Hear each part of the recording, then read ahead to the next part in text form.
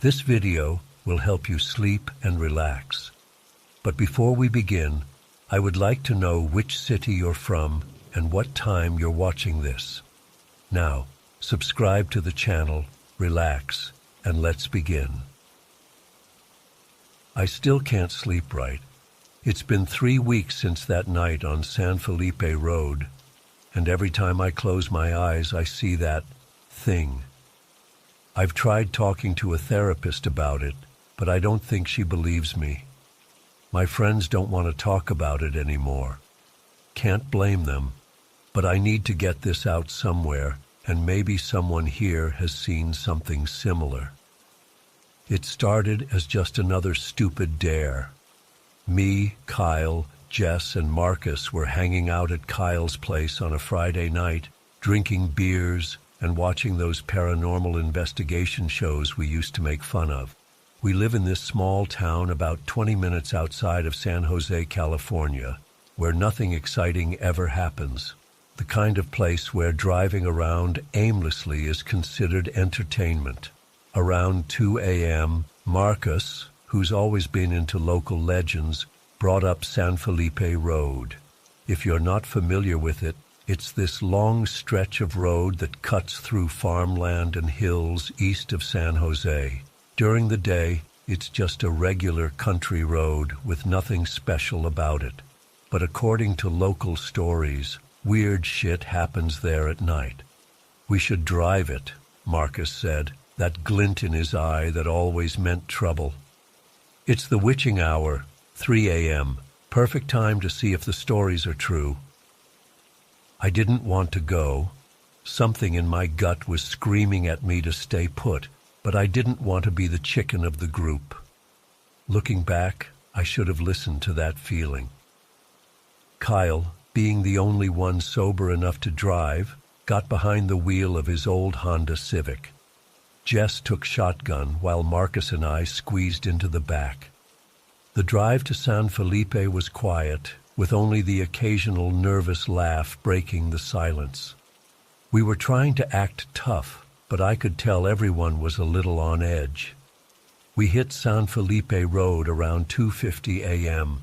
The entrance to the road isn't marked by anything special, just a street sign and the sudden absence of streetlights. As soon as we turned onto it, the atmosphere in the car changed.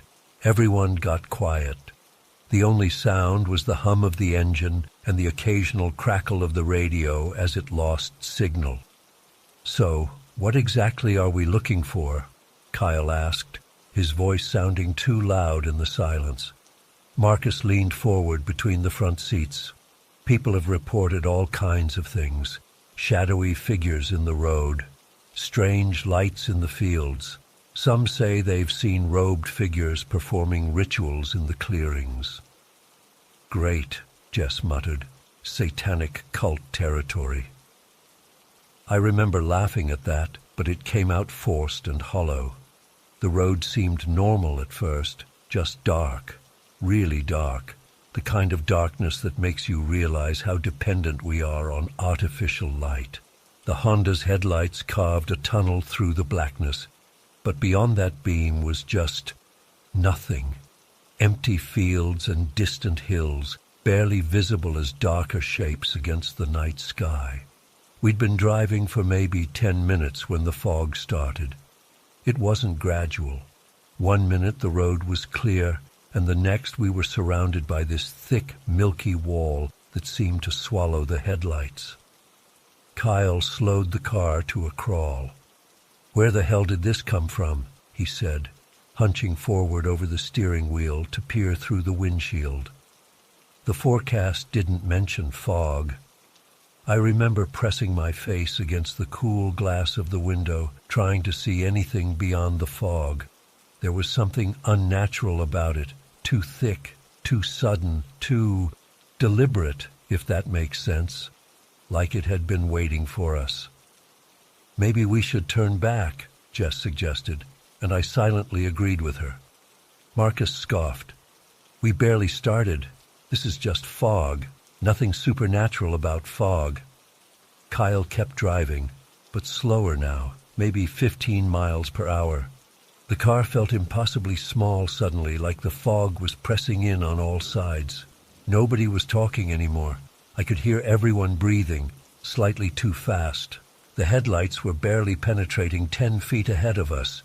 That's when Kyle hit the brakes, hard enough that we all jerked forward.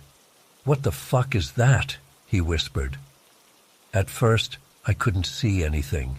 Then I noticed it, a vague shape in the fog ahead of us. It was maybe 30 feet away, just at the edge of where our headlights could reach. It looked like a box or rectangular structure, but something was wrong with it. The edges seemed to be rippling, like it couldn't maintain its solidity.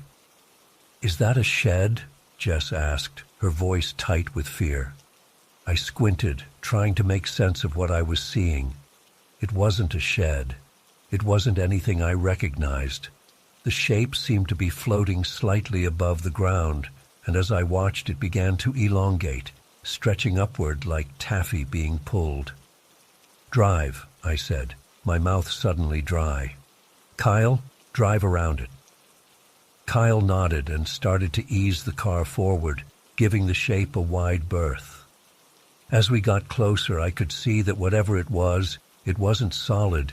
It seemed to be made of the fog itself, but denser, darker.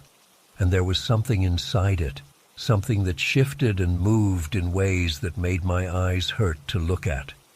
We were almost past it when Marcus suddenly screamed, a high, panicked sound that made me nearly jump out of my skin. "There's something in the tree! Look at the fucking tree!" I whipped my head around to look out Marcus's window. There was an old oak tree about 20 feet from the road, its branches stark against the fog. And perched on one of the lower limbs was... Christ, I still have trouble describing it. It was massive, easily 7 feet from head to toe. Crouched on the branch like it weighed nothing. It was covered in what looked like matted fur or hair, dark and hanging in clumps. Its limbs were too long, too jointed, ending in what I can only describe as claws. Not like animal claws, but like curved knives, gleaming faintly in the dim light. But it was the face that still haunts me. It didn't have one, just a smooth, pale area where features should be, with 2 sunken black spots where eyes might be. It was looking directly at our car, directly at me. "Go, fucking go!" Jess was screaming now, too. Kyle slammed his foot on the accelerator. The tires spun for a heart-stopping moment before catching, and then we were speeding forward, blind through the fog. I twisted in my seat, looking out the back window. The shape on the road was gone, but I swear I saw movement in the fog behind us. Something large keeping pace with the car just out of clear sight.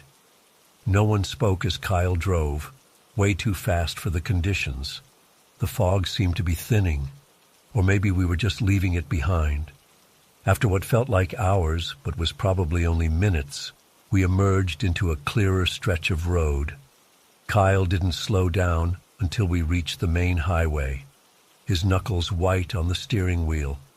When he finally pulled over at a 24-hour gas station, we all just sat there, breathing hard, not looking at each other. What the fuck was that? Jess finally broke the silence, her voice shaking. Nobody had an answer. What could we say? We'd seen something impossible, something that shouldn't exist in our rational world of smartphones and science. Maybe it was just, I don't know, a weird shadow? The fog playing tricks, Kyle suggested, but his tone made it clear he didn't believe that any more than the rest of us did. Marcus was uncharacteristically quiet, staring straight ahead through the windshield. When he finally spoke, his voice was hollow. My cousin told me about something he saw on that road 2 years ago. I thought he was full of shit. We sat in that gas station parking lot for almost an hour, trying to rationalize what we'd seen.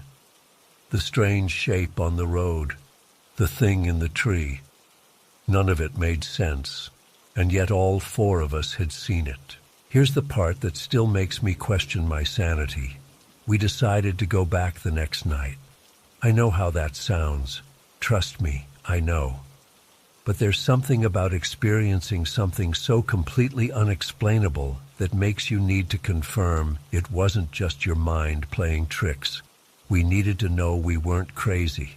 So the next night, a little before midnight, we were back in Kyle's Honda, turning onto San Felipe Road.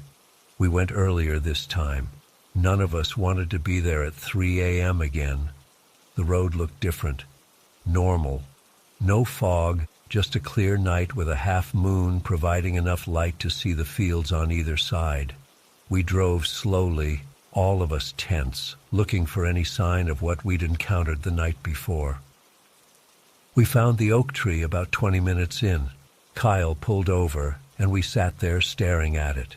It looked like any other tree in daylight, I imagine. Gnarled and old, but not menacing. "I'm going to look," Marcus announced suddenly, reaching for the door handle. "Are you insane?" Jess grabbed his arm. "Don't you dare get out of this car." But curiosity is a powerful thing. Against my better judgment, I found myself saying, "I'll go with him. We'll just take a quick look." Kyle gave us his flashlight from the glove compartment, a hefty mag light that felt reassuring in my hand.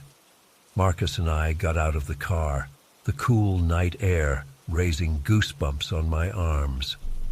The silence was absolute. No traffic noise, no animal sounds, not even the rustle of wind in the trees. Just our footsteps on the gravel shoulder as we approached the oak. Up close, I could see the tree was older than I'd first thought. The trunk was massive, probably taking 3 people to circle it with outstretched arms. Marcus shined his phone flashlight up into the branches while I examined the lower limbs, including the one where we'd seen that thing. That's when I noticed the marks. Deep grooves in the bark, spaced about 8 inches apart. 4 parallel lines, 2 straight and 2 deep to be natural. They looked like something had dug its claws into the wood with incredible force. "Marcus," I whispered, pointing at the marks. He leaned in to look, his face going pale in the harsh light of our flashlights. "Those weren't made by any animal I know," he said. As we stood there, I became aware of a sensation I can only describe as pressure, not physical, but mental. A weight pressing against my consciousness, a certainty that we were being watched. I swung my flashlight in a wide arc, illuminating the field beyond the tree, but saw nothing. Just empty space and distant trees. And yet the feeling persisted, grew stronger, like something was right behind us, breathing down our necks, just waiting for us to turn around. "We need to go," I said, already backing toward the car. "Now." We didn't run. Something told me running would be the wrong move. But we walked very quickly back to the Honda, not looking back until we were safely inside with the doors locked. As Kyle pulled away, I finally allowed myself to look back at the tree. In the fading glow of the taillights, I thought I saw movement among the branches, a shifting of shadows that couldn't be explained by the wind, since there wasn't any. We ended up in an empty parking lot of a closed shopping center, sitting on the hood of Kyle's car, trying to make sense of what we'd experienced. That's when Marcus told us about the stories he'd been holding back. The real reason he'd wanted to go to San Felipe Road. Apparently, there had been sightings going back decades. Robed figures performing rituals in the fields, strange shrieks in the night that didn't sound human or animal, and most disturbing, descriptions of a creature that matched what we'd seen. A tall, fur-covered thing with too many joints and no face, often spotted in trees or at the edge of the road. "They say it's some kind of guardian," Marcus explained, his voice low despite the fact that we were alone in the parking lot. "That there's something on that road, something hidden, that it protects." Or it is the something, Jess suggested, hugging herself against the night chill. We talked for hours, sharing every detail we could remember, trying to convince ourselves there was a rational explanation. But deep down, I think we all knew there wasn't. That was 3 weeks ago. I've barely slept since then. When I do, I dream of fog and trees with claw marks and faceless things watching me from the darkness. I wake up certain that something followed us home from San Felipe Road, that it's out there, waiting. The others are coping in their own ways. Kyle refuses to talk about it at all. Jess has thrown herself into researching local legends and history, looking for any mention of similar sightings. Marcus went back by himself last week. He said he needed to know more. When he came back, he seemed different, quieter. He won't tell us what, if anything, he saw. As for me, I'm writing this down because I need someone to believe me. I need to know I'm not losing my mind. I find myself avoiding dark places, keeping all the lights on in my apartment at night. I take different routes home from work, sticking to well-lit streets with lots of traffic. I've installed a security camera facing my bedroom window, though I'm not sure I want to know if it captures anything. Sometimes, when I'm alone at night, I swear I can feel that same pressure on my mind that I felt by the tree, that sense of being watched by something inhuman. I tell myself it's just trauma, just my brain playing tricks on me. But then I remember those claw marks in the tree bark, too deep and too precise to be explained away. I remember the shape on the road that seemed to defy the laws of physics, and I remember the way that thing on the branch looked directly at me, with those black holes where eyes should be. Whatever we encountered on San Felipe Road that night, I don't think it's done with us. And I'm terrified of what happens when it decides to make itself known again.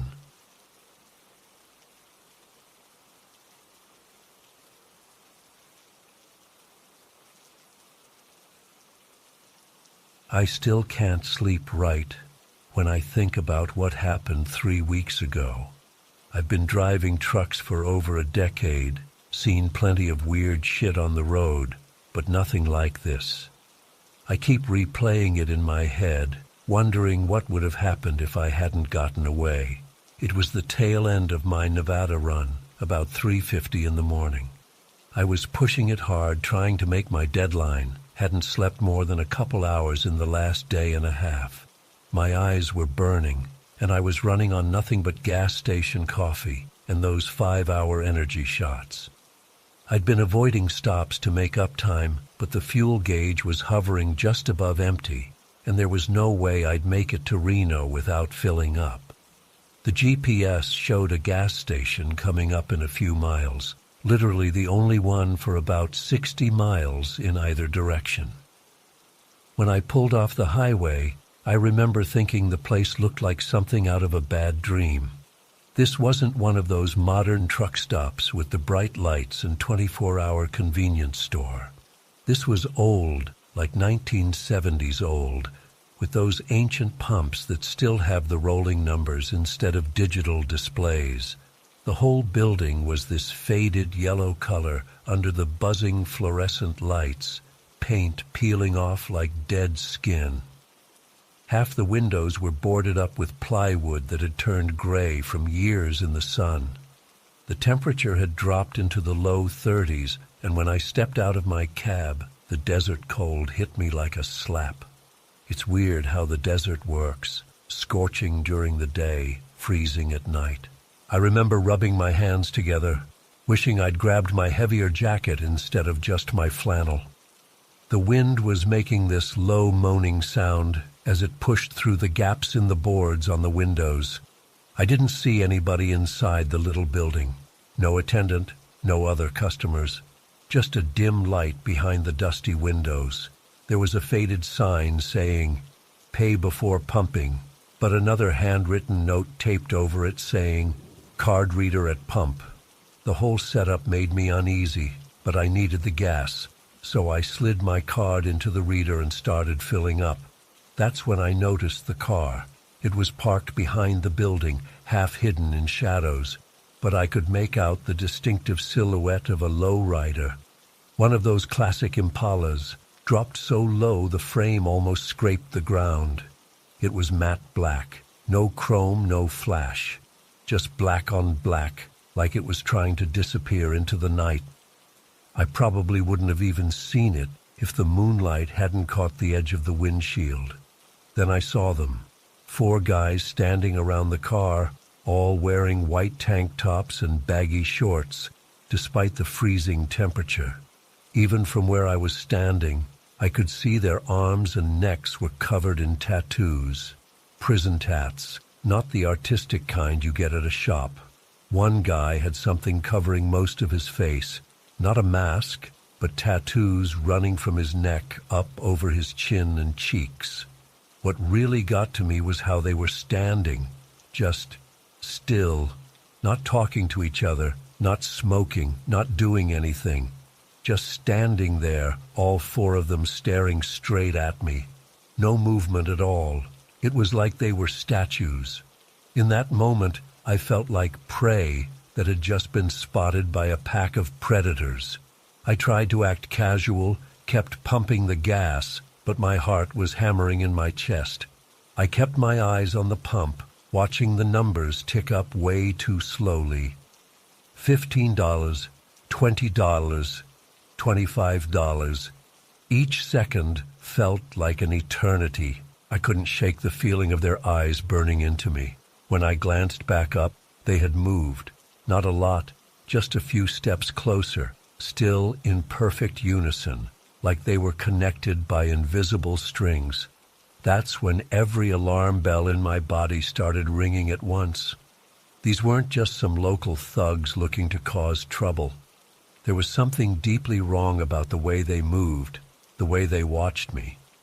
I didn't wait to finish filling up, didn't even put the nozzle back. I just dropped it, letting it clatter against the side of my truck. I jumped into the cab, fumbling with my keys like an idiot in a horror movie. My hands were shaking so bad I almost dropped them. The engine roared to life, thank God, and I stomped on the gas, peeling out of that station so fast I felt the rear tires break loose for a second. As I hit the road, I checked my mirror and saw all 4 of them running toward their car with this weird, coordinated movement. No urgency, no shouting, just this calm, deliberate pursuit that somehow made it so much worse. I hit the highway doing 65 and climbing. My truck looks like nothing special from the outside. It's an older Dodge Ram with a rusted cab and faded paint, but under the hood is a completely different story. I'd put in a custom-tuned 5.7 Hemi last year, something I saved up for after a decade of hauling. Never thought I'd be so grateful for that decision. I pushed it up to 80, then 90, watching my rear-view mirror the whole time. For about 30 seconds, I thought I'd gotten away clean. Then I saw them, headlights coming up fast behind me. The lowrider had hit the highway and was gaining. You have to understand, lowriders aren't built for speed. They're built to look good, to cruise low and slow. But this thing was moving like it had a rocket strapped to it. It would surge forward in these bursts of acceleration, getting close enough that I could make out the silhouettes of the 4 men inside, then fall back a bit before surging again. I hit 100 MAF, then 110. My truck was shaking, the steering wheel vibrating in my hands. The road was completely empty, not another car in sight in either direction, just endless black desert on both sides, the yellow line disappearing under my truck, and those headlights behind me. There was a moment when they got close enough that their high beams flooded my cab with light. I could see their car clearly now, no plates, completely blacked out windows. I kept expecting them to pull alongside me, maybe try to force me off the road, but they just stayed right on my tail like they were toying with me. I don't know how long this went on, maybe 5 minutes, maybe 15. Time gets weird when you're terrified, but eventually I started to pull away. My truck had the advantage at higher speeds, and they couldn't keep up. Slowly, the headlights began to recede in my mirror, getting smaller and dimmer until finally they disappeared completely. But I didn't slow down, not right away. I kept that needle pinned well over 100 for another 20 minutes at least, constantly checking my mirrors, expecting to see those headlights appear again at any moment. My hands were cramped from gripping the wheel so tight, and I realized I'd been holding my breath. When I finally allowed myself to slow down to a more reasonable speed, I was drenched in sweat despite the cold. My shirt was sticking to my back, and I could feel my heart still racing in my chest. I kept driving for another hour before I dared to pull over at a well-lit rest area just outside a small town. I parked under the brightest light I could find and just sat there, listening to the tick of my cooling engine and watching the road behind me. The sun was starting to come up when I finally pulled into Reno.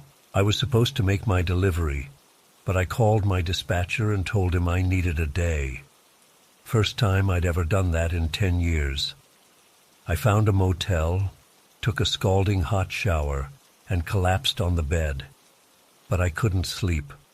Every time I closed my eyes, I saw those 4 men standing there watching me. The next day, I met up with Mike for breakfast. He's an old buddy who works as a cop in Reno. I've known him since high school, and we try to catch up whenever my route brings me through.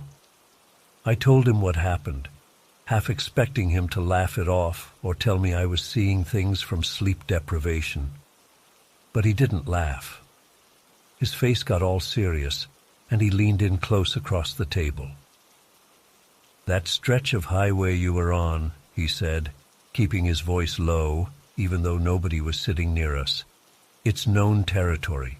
Cartel uses it to move product north because it avoids the main interstate checkpoints. Those weren't just some random gangbangers looking to jack your rig." He explained that the cartels use spotters and enforcers to watch their routes, make sure nobody's observing their shipments. Sometimes they'll hijack vehicles to use as cover or to throw off any surveillance.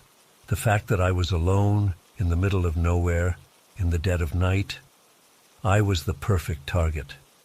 "You're lucky you got out of there," Mike said. "Those guys weren't planning on just taking your truck."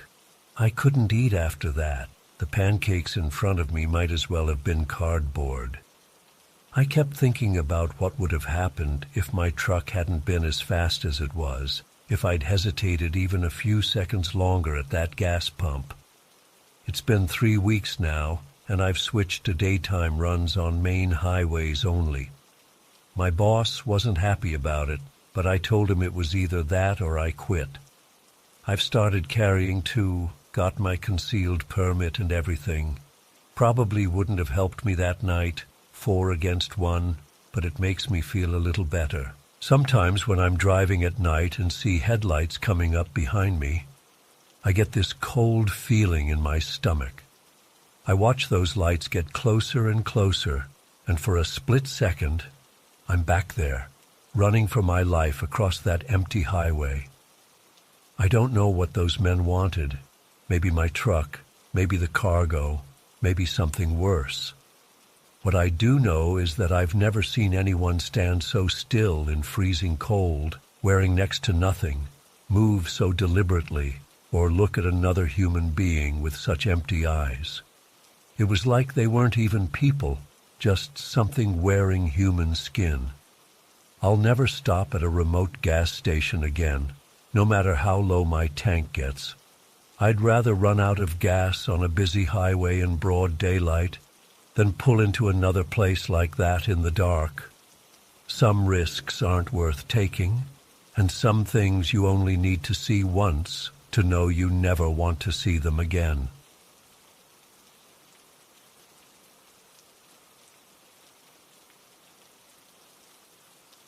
I've been making the same commute across the Mojave for nearly 3 years now. 3 times a week. I wake up at 4:30 a.m., grab my thermos of coffee, kiss my still sleeping wife on the forehead, and hit the road by 5. The drive is about 2 hours each way, and honestly, I used to love it. Something about the desert at dawn, the way the light breaks over those distant mountains, how the sand changes color minute by minute. It was my time to think, to decompress. Was past tense. Because after what happened 2 weeks ago, I can't look at that stretch of highway the same way anymore. It started like any other Tuesday. The weather report promised another scorcher, already 78 degrees before sunrise. I remember checking my tire pressure before leaving. Something about the heat makes me paranoid about blowouts. My wife had packed me a lunch the night before, and I'd loaded up a new audiobook, though I rarely ended up listening to it. Most mornings, I'd just call her once she woke up around 6, and we'd chat while I drove through the emptiness. The first hour was completely normal. I passed maybe 3 other cars, all heading the opposite direction. The sun was starting to come up, turning everything this weird orangey-pink color that never quite looks real. I remember thinking how the shadows of the Joshua trees looked like people standing at attention along the roadside. My wife called right on schedule, voice still groggy with sleep. "Morning, babe. Sleep okay?" I asked, switching to Bluetooth. Yeah. The AC's making that weird clicking noise again, though." We fell into our usual rhythm, talking about nothing important. The neighbor's dog that wouldn't stop barking, whether we should try that new restaurant this weekend, how her sister's kid was doing in soccer. Normal stuff. Background noise to keep me company while the miles disappeared under my tires. About an hour and 20 minutes in, I hit that long stretch where the road curves gently along the base of a small mountain range. It's actually one of the prettier sections, with these weird rock formations that remind me of melting wax sculptures. That's when this feeling started creeping in. It's hard to explain, like when you're home alone and suddenly think someone's watching you. I remember adjusting my mirrors a few times, checking behind me. Nothing there except empty asphalt and heat waves. My wife was still talking about her plans for the day, but I was only half listening at that point. "You okay?" she asked, picking up on my distraction. "Yeah, just, I don't know, weird vibe this morning." She laughed. "Desert ghosts?" I forced a chuckle. "Something like that." That's when I first noticed the dust cloud in my rear view. At first I thought it might be a dust devil. You see them all the time out there, spinning across the landscape. But this was moving too straight, too purposeful. After a few seconds, I could make out a motorcycle emerging from the cloud, absolutely flying down the highway. "There's some lunatic on a bike coming up behind me," I told my wife. "Must be doing at least 100. I eased over closer to the shoulder, giving him plenty of room to pass. We were approaching one of the nastier curves on the route, a sharp right bend with a guardrail that runs along a steep drop-off. Nothing immediately deadly below, just a rocky embankment that slopes down about 30 feet, but definitely not somewhere you'd want to go off-road. The bike was getting closer, and I could see the rider now, full black helmet, leather jacket despite the heat, hunched low over the handlebars. The engine sound hit me as he approached, this high-pitched whine that didn't sound quite right, like maybe something was wrong with it. He was weaving slightly, not the smooth line you'd expect from someone who rides that fast. "Jesus, this guy's going to kill himself," I muttered. "What? Who?" My wife's voice seemed very far away. The motorcycle blew past me like I was standing still. For just a split second, I could see the rider's helmet turn slightly toward me. this shiny black visor reflecting the morning sun. Then he was ahead, already shrinking in the distance, heading straight for that curve. I remember gripping my steering wheel tighter, that sick feeling you get when you just know something bad is about to happen. The bike wasn't slowing down, not at all. He was still full throttle approaching a turn that needed to be taken at maybe 45 miles tops. Oh shit, oh shit. What's happening? My wife's voice rose with alarm. I couldn't answer. I was watching in real time as the motorcycle hit the curve. The rider finally seemed to realize his mistake. I saw brake lights flash bright red, saw the bike tilt sharply as he tried to lean into the turn. But physics doesn't care about last-minute decisions. The bike wobbled violently, straightened, and then, like something out of a nightmare, shot straight toward the guardrail. There was this horrible screeching sound as metal hit metal. The rider separated from the bike, flying over the rail while the motorcycle tumbled along it, spraying sparks before it too disappeared over the edge. I gotta go. Someone just crashed. Call you back. I hung up before she could respond, already hitting my brakes and pulling onto the shoulder. My hands were shaking so badly I could barely dial 911. The dispatcher's voice sounded unreal, like I was listening underwater. I remember having to repeat myself multiple times as I explained where I was. "Sir, are you certain the rider went over the embankment?" Yes, I saw the whole thing. He's down there right now. Please hurry." "Emergency services are being dispatched. Is it possible for you to check on the condition of the rider while remaining safe yourself?" I looked at the steep slope beyond the guardrail. "I think so. I'm going to put you on speaker and set the phone down while I climb down." I grabbed my emergency kit from the trunk, something my wife had insisted I keep stocked with first aid supplies for these long desert drives. At the time, I'd thought she was being overly cautious. Now I was thanking God for her foresight. The guardrail was bent outward where the motorcycle had hit it, making it easier to step through. The embankment was steeper than it looked from the road, loose rocks sliding under my feet as I half walked, half slid down toward the wreckage. The motorcycle had come to rest about 20 feet down, completely destroyed. The front wheel was bent at this impossible angle, almost 90 degrees to the frame. Parts of the bike were scattered everywhere, mirrors, pieces of the fairing, a saddlebag torn open with contents spilled across the desert floor. The smell of gasoline and hot metal hung in the air. But where was the rider? That's when I heard a sound that made my blood run cold, a human groan coming from further down the slope. I carefully made my way lower, scanning the ground, and spotted him another 10 feet down, partially hidden behind a large rock. He was trying to stand up. I couldn't believe it. By all rights, this person should have been dead or at least unconscious. The helmet was cracked nearly in half. His leather jacket was torn open at the shoulder, showing skin scraped raw and bleeding. But he was conscious, trying to push himself upright with one arm, the other hanging at an unnatural angle. "Hey, don't move!" I called out, scrambling toward him. "Help is coming!" He turned toward my voice, and I saw his face for the first time as I got closer. Young guy, mid-20s maybe, with this expression of complete confusion. His left temple was bleeding badly, blood running down over his eye, which was swollen shut. His right collarbone was clearly broken, creating a visible deformity under his skin. "What happened?" he asked, his voice slurred. "Where's my bike?" "You crashed," I said, kneeling beside him and setting down my first aid kit. "Please don't try to move. You're hurt pretty badly." "I need to get to work," he mumbled, trying again to stand.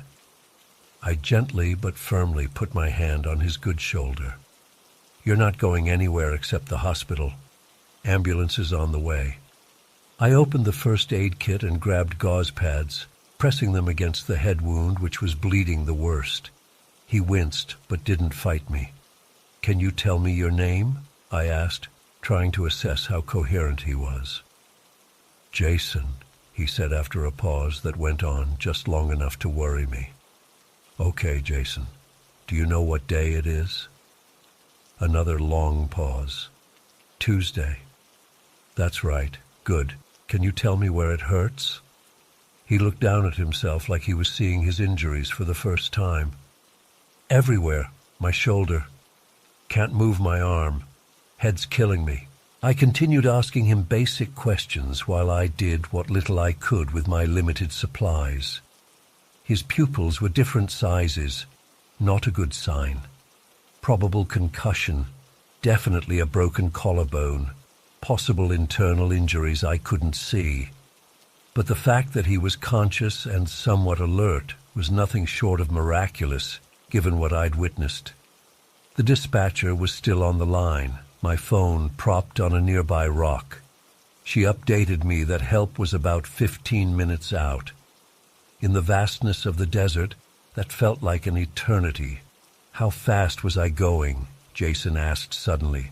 "Fast," I said. "Too fast for that curve." He closed his eyes. I was late. New job. Can't be late.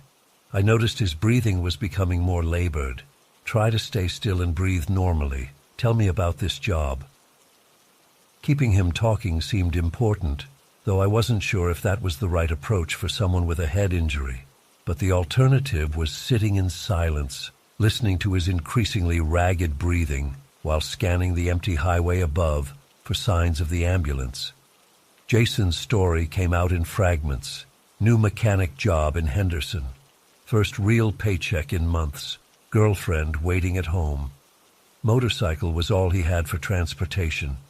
As he spoke, I became increasingly aware of how lucky he was to be alive. The more I looked at the scattered debris around us, the more violent the crash appeared. After what felt like hours but was probably only 10 minutes, I heard sirens in the distance. The relief that flooded through me was overwhelming. I stood up and waved my arms as the ambulance and a highway patrol car pulled up alongside my vehicle. The paramedics made their way down with a rescue basket and proper medical equipment. They seemed as surprised as I was to find Jason conscious. "He flew over the guardrail?" one of them asked me quietly as his partner began assessing Jason's condition. "Yeah. Bike hit first, then he separated from it. Must have gone at least 15 feet through the air before landing." The paramedic shook his head. "Guardian angel working overtime today." It took them about 20 minutes to stabilize Jason, secure him to the basket, and carefully transport him up the embankment. I followed behind, suddenly aware of how shaky my own legs had become now that the immediate crisis was passing. At the top, they loaded Jason into the ambulance. Before they closed the doors, I caught a glimpse of him strapped to the gurney, oxygen mask over his face, eyes closed now. The paramedic who'd spoken to me earlier approached with a clipboard. "You did good work down there," he said. "Probably helped keep him from going into shock. We'll need your contact information for the report." I gave him my details, answered a few questions for the highway patrol officer, and then suddenly found myself alone. The ambulance had departed, siren wailing as it sped back toward civilization. The patrol officer had returned to his vehicle to file his report.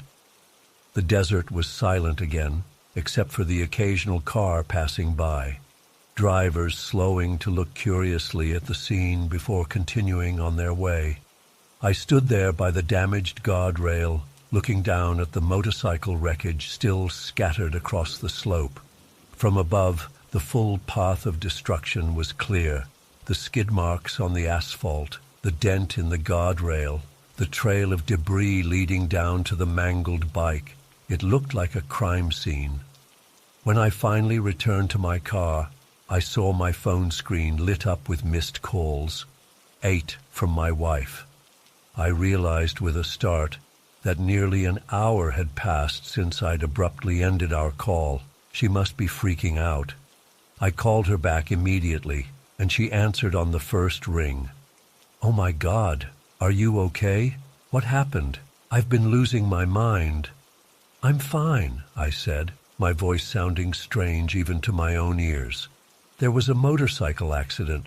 I had to help." "Was it bad? Is everyone alive?" "Yeah, he's alive. It's hard to explain. It was really bad, but somehow he survived." I tried to describe what had happened, but the words felt inadequate. How do you explain watching someone cheat death by inches? How do you describe the sound a human body makes when it hits the ground after flying through the air, or the surreal experience of holding gauze against a stranger's bleeding head while making small talk about his new job? "Are you sure you're okay to keep driving?" my wife asked, concern heavy in her voice. "You sound really shaken up." "I'm fine," I lied. "I need to get to work. I'll call you on my break." After we hung up, I sat in my car for another 10 minutes, just staring at the road ahead. I'd driven this route hundreds of times, could practically navigate it with my eyes closed. But suddenly it looked different, dangerous, unpredictable. When I finally put the car in drive and pulled back onto the highway, I found myself gripping the wheel with white knuckles, driving exactly at the speed limit. Every curve in the road, every slight dip or rise seemed to hide potential disaster. I kept seeing Jason's confused face, blood running down over his swollen eye, kept hearing the sound of metal tearing as the bike hit the guardrail. There was nothing supernatural about what I witnessed that morning. No ghosts, no inexplicable phenomena, just physics and fragile human bodies. But it shook me more deeply than any ghost story ever could. The randomness of it, the stark reminder of how quickly everything can change. One moment you're rushing to a new job, the next you're bleeding on desert rocks with a stranger pressing gauze against your head. It's been 2 weeks now, and I still make that same commute 3 times a week. I still leave at 5 a.m., still watch the sun rise over the Mojave. But I drive differently now. I see the desert differently. That familiar route I once found so peaceful now feels like skating on thin ice. Beautiful, but treacherous. I keep thinking about those few seconds when the motorcycle passed me, that brief moment when the rider turned his head and I saw my own reflection in his black visor. I looked up the accident online a few days later. Jason survived, though with extensive injuries: broken collarbone, shattered left wrist, severe concussion, 3 broken ribs, ruptured spleen. They called it a miracle in the local paper. The highway patrol officer was quoted saying he'd never seen someone walk away from a crash that violent. But he didn't really walk away, did he? I was there. I saw him trying to stand on legs that shouldn't have been able to support him. I heard him talking about being late for work while blood pooled in his eye socket. Sometimes I wonder if what I saw was just adrenaline and shock carrying him through, or if there really are moments when the human body simply refuses to accept the damage done to it. Every time I pass that curve now, I slow down to look at the repaired guardrail. There's nothing left of the accident. Highway maintenance cleared the wreckage days ago. No cross or memorial marks the spot. To anyone else driving by, it's just another bend in an endless desert road. But I know better. I know what happened there. Know how thin the line is between an ordinary Tuesday morning and a life forever changed. And sometimes, when the light hits just right, I swear I can still see the ghost of those skid marks on the asphalt, a dark reminder etched into the landscape.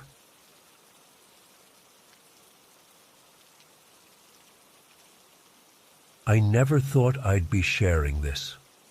I've been turning it over in my mind for weeks now, trying to find some logical explanation, but I can't.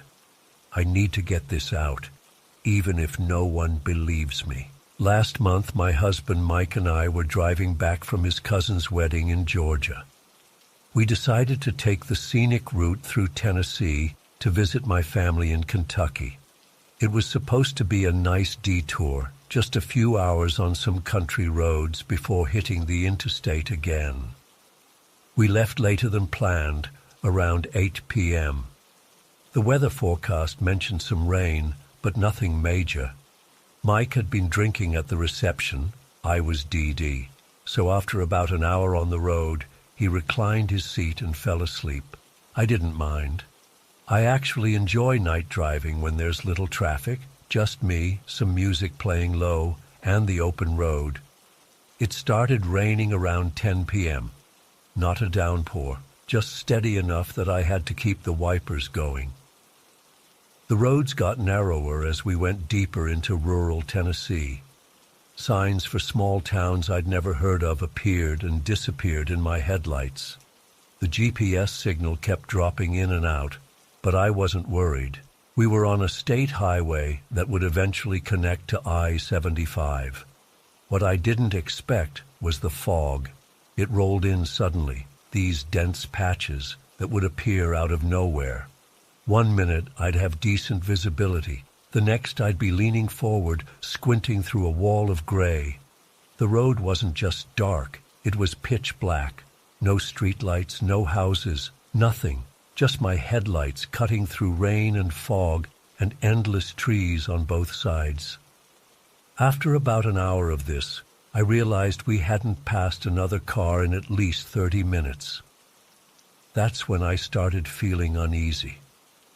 There's something deeply isolating about being the only vehicle on a rural road at night. I kept checking my phone, but we were in a total dead zone. No service bars at all. Mike was still out cold, his head tilted against the window, breath fogging the glass. The radio was mostly static, so I turned it off. The silence made everything worse. Just the sound of tires on wet asphalt, the rhythmic swish of wipers, and my own breathing. Around midnight, I came to this really tight bend where the trees crowded right up to the pavement. I slowed down to maybe 30 km/h, fighting with the steering wheel to keep us centered on the road. That's when I saw it. In my peripheral vision, something moved. Not small, massive. Maybe 20 feet from the road, this enormous shape detached itself from the tree line. I'm not exaggerating when I say it was as tall as a 3-story building. My first split-second thought was crane or construction equipment. But we were in the middle of nowhere, and whatever this was, it was moving. It stepped. That's the only word that fits. It stepped from the trees with this deliberate, purposeful movement. I couldn't make out details through the rain and fog, just this impossibly tall silhouette. Then it vanished back into the darkness. My heart practically exploded in my chest. I wanted to slam on the brakes, but some part of my brain warned me that stopping on wet asphalt on a blind curve was a death wish. Instead, I gripped the wheel tighter and pressed the gas a little, just wanting to get past that spot. I glanced at Mike, almost hoping he'd woken up, but he just shifted slightly and kept sleeping. I was completely alone with what I'd just seen. For the next few minutes, I kept checking my mirrors frantically, expecting to see something following us. Nothing appeared, but that didn't make me feel any better. My hands were shaking so badly I had to concentrate on keeping the car straight. About 10 minutes later, I spotted a motel sign in the distance. The red vacancy neon cut through the fog, and for a second, I felt relief. Then I got closer and saw the place, a run-down single-story motel with only 2 cars in the lot. The office was dark except for a dim desk lamp. It looked abandoned despite the lit sign. Something about it felt wrong, not safer than the open road. I kept driving. Mike stirred briefly, mumbling something about needing to use the bathroom. I almost told him then, almost shook him fully awake to have someone share this bizarre experience with me. But what would I say? Hey, I just saw a giant something in the woods? He'd think I was hallucinating from fatigue, so I just told him we'd stop soon, and he drifted back to sleep. Around 1 a.m. I spotted lights ahead, a truck stop. Not a big chain one, just some local place with gas pumps and a small convenience store. The lot was empty except for a single semi parked off to the side. I pulled in, desperate to be around other people and to get out of the car for a minute. I woke Mike up enough to tell him I was getting gas and using the bathroom. He nodded groggily and said he'd stay in the car. Inside, there was just one employee, an older man with deep creases in his face, reading a paperback behind the counter. He barely looked up when I entered. I grabbed a coffee and some snacks, then approached the register. I was still shaken, and I guess it showed. "You all right, miss?" he asked as he rang up my items. "Yeah, just tired," I said. Then, because I needed some reassurance from a local, I added, "The fog out there is really something. Makes the drive pretty scary." He looked at me more directly then. "Where you headed?" "Kentucky. Just passing through." He nodded slowly. "Stick to the main roads. Some of these back highways get tricky at night." Something about his tone made me press further. I think I saw something strange back there, in the trees, really tall. His expression didn't change, but he paused before bagging my items. "People see things this time of year, especially in the fog." "What do you mean, things?" I asked. He shrugged. "Just saying. Some things are better left alone." Then he handed me my change and turned away, clearly ending the conversation. That interaction left me even more unsettled. It wasn't what he said. It was what he didn't say. Like he knew exactly what I was talking about, but refused to acknowledge it directly. Back in the car, Mike was more awake. He noticed my hands trembling as I passed him a coffee. "You okay to drive? Want me to take over?" he asked. I almost said yes, almost told him everything, but some irrational part of me felt like speaking it aloud would make it more real. Plus, he'd been drinking earlier. "I'm fine, just tired and the roads are bad." We got back on the highway. The fog was still thick, but having Mike awake made me feel marginally better. He tried making conversation, asking how long we'd been driving and how far we had to go. That's when I saw it again. This time it was on Mike's side of the road, further back in the tree line, but unmistakable. Another tall, warped silhouette. The proportions were all wrong, limbs too long and thin, torso too compressed. It wasn't moving toward us, just watching, standing there among the trees. I involuntarily hit the gas, pushing us to 65 despite the dangerous conditions. "Whoa, what's the rush?" Mike asked, grabbing the dashboard. "Sorry," I mumbled. "Just want to get to my parents before dawn." He gave me a strange look but didn't push it. Instead, he turned on the radio and found a clear station playing classic rock. The familiar music helped a little, creating a bubble of normalcy in the car. For the next hour, I kept my eyes locked on the road ahead, refusing to look into the woods on either side. Mike dozed off again despite the music. I kept the speed up, only slowing for the worst curves. When we finally crossed the state line into Kentucky around 3 a.m., I felt some of the tension leave my body.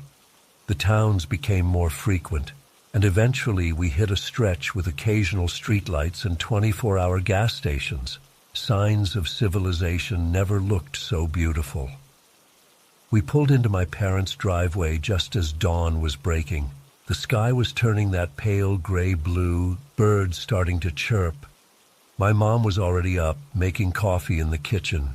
She hugged us both, commenting that I looked exhausted. I was, But not just physically. That day passed in a blur of family conversations and catching up. I went through the motions, smiled at all the right times, but my mind kept replaying those moments on the dark Tennessee road. That night, while everyone was asleep, I sat by the window in my old bedroom, looking out at the trees behind my parents' house. They were just normal trees, oaks and maples I'd grown up with. But now I found myself studying their shapes, watching for movement. Mike was snoring softly in the bed behind me. I've tried researching local legends about the Tennessee back roads. There are plenty of ghost stories, but nothing that matches what I saw. I even checked news reports for the area, wondering if there had been any strange sightings reported. Nothing. Sometimes I convince myself it was just fatigue, my mind playing tricks after hours of monotonous driving in bad conditions. But then I remember the truck stop attendant's face, his careful non-answer. It's been weeks now, and I still wake up sometimes thinking about it. Mike wants to take that same route on our drive back after Christmas. I've been making excuses, suggesting other roads, longer but more scenic routes.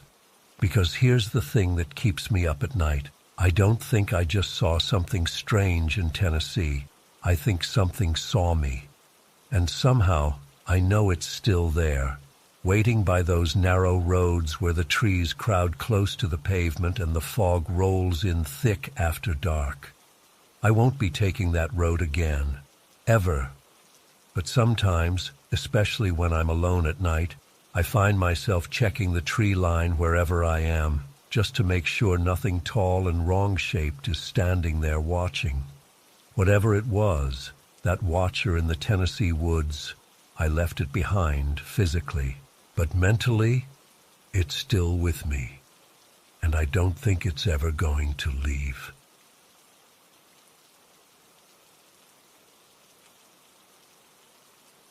I still wake up sometimes thinking about what happened last summer. I've tried talking to my brother and sister about it, but Lucas just gets angry and Emma starts crying, so we've all just stopped bringing it up. Mom thinks we made the whole thing up for attention, but I know what we saw. I know. I live in Whispering Flats, Nevada. It's the kind of place you'd drive through and not even realize was a town. We've got exactly one gas station, a post office that's only open 3 days a week, and about 200 people who all know each other's business. The nearest actual city is over an hour away, so us kids have to make our own fun. Behind our house, there's these old abandoned gravel pits that stretch for miles. Mom always told us to stay away from them because they're dangerous. Unstable ground, deep holes, that kind of stuff.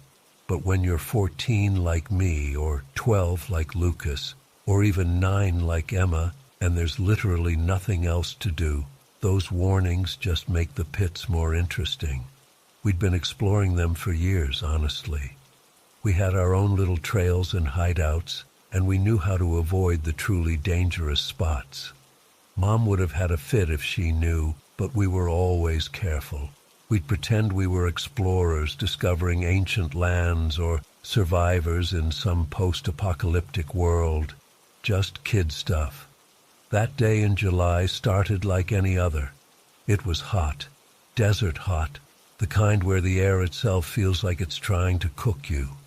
School had been out for a month, and we were already bored of our usual spots. Lucas was the one who suggested we go further into the pits than we'd ever gone before. "I bet there's cool stuff back there," he said, pointing to a section we'd never explored. Maybe old mining equipment or something. Emma was nervous, she always is, but I was with Lucas. I was tired of the same old games in the same old places. "Come on, Em," I said. "We'll be careful. Don't be such a baby." I wish I hadn't said that. I wish we'd listened to her. The pits change as you go deeper in. Near our house, they're just shallow depressions with scrubby bushes and rocks. But as we walked, they got deeper. the walls rising up around us like we were walking through canyons. The ground changed too, more loose gravel, trickier footing. We had to help Emma a few times when she slipped. It was weird how quiet it got. Usually you can hear the occasional car on the highway or the wind blowing through the desert brush. But after about 30 minutes of walking, I noticed that all I could hear was our footsteps crunching on the gravel and our breathing. No birds, no wind, nothing. "It's too quiet," Emma whispered, and I felt a chill despite the heat. "Don't be stupid," Lucas said, but I could tell he noticed it too.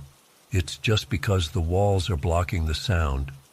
I wasn't so sure, but I didn't want to scare Emma more, so I nodded like that made perfect sense. We rounded a bend in the gravel pit, and there it was, just sitting there like it belonged, like it had always been there. A teepee. Not a little play one made of sticks leaned together, but a full-sized, perfectly constructed teepee.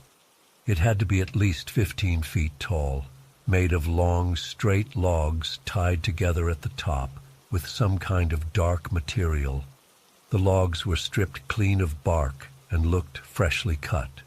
We all stopped dead in our tracks. "What the hell?"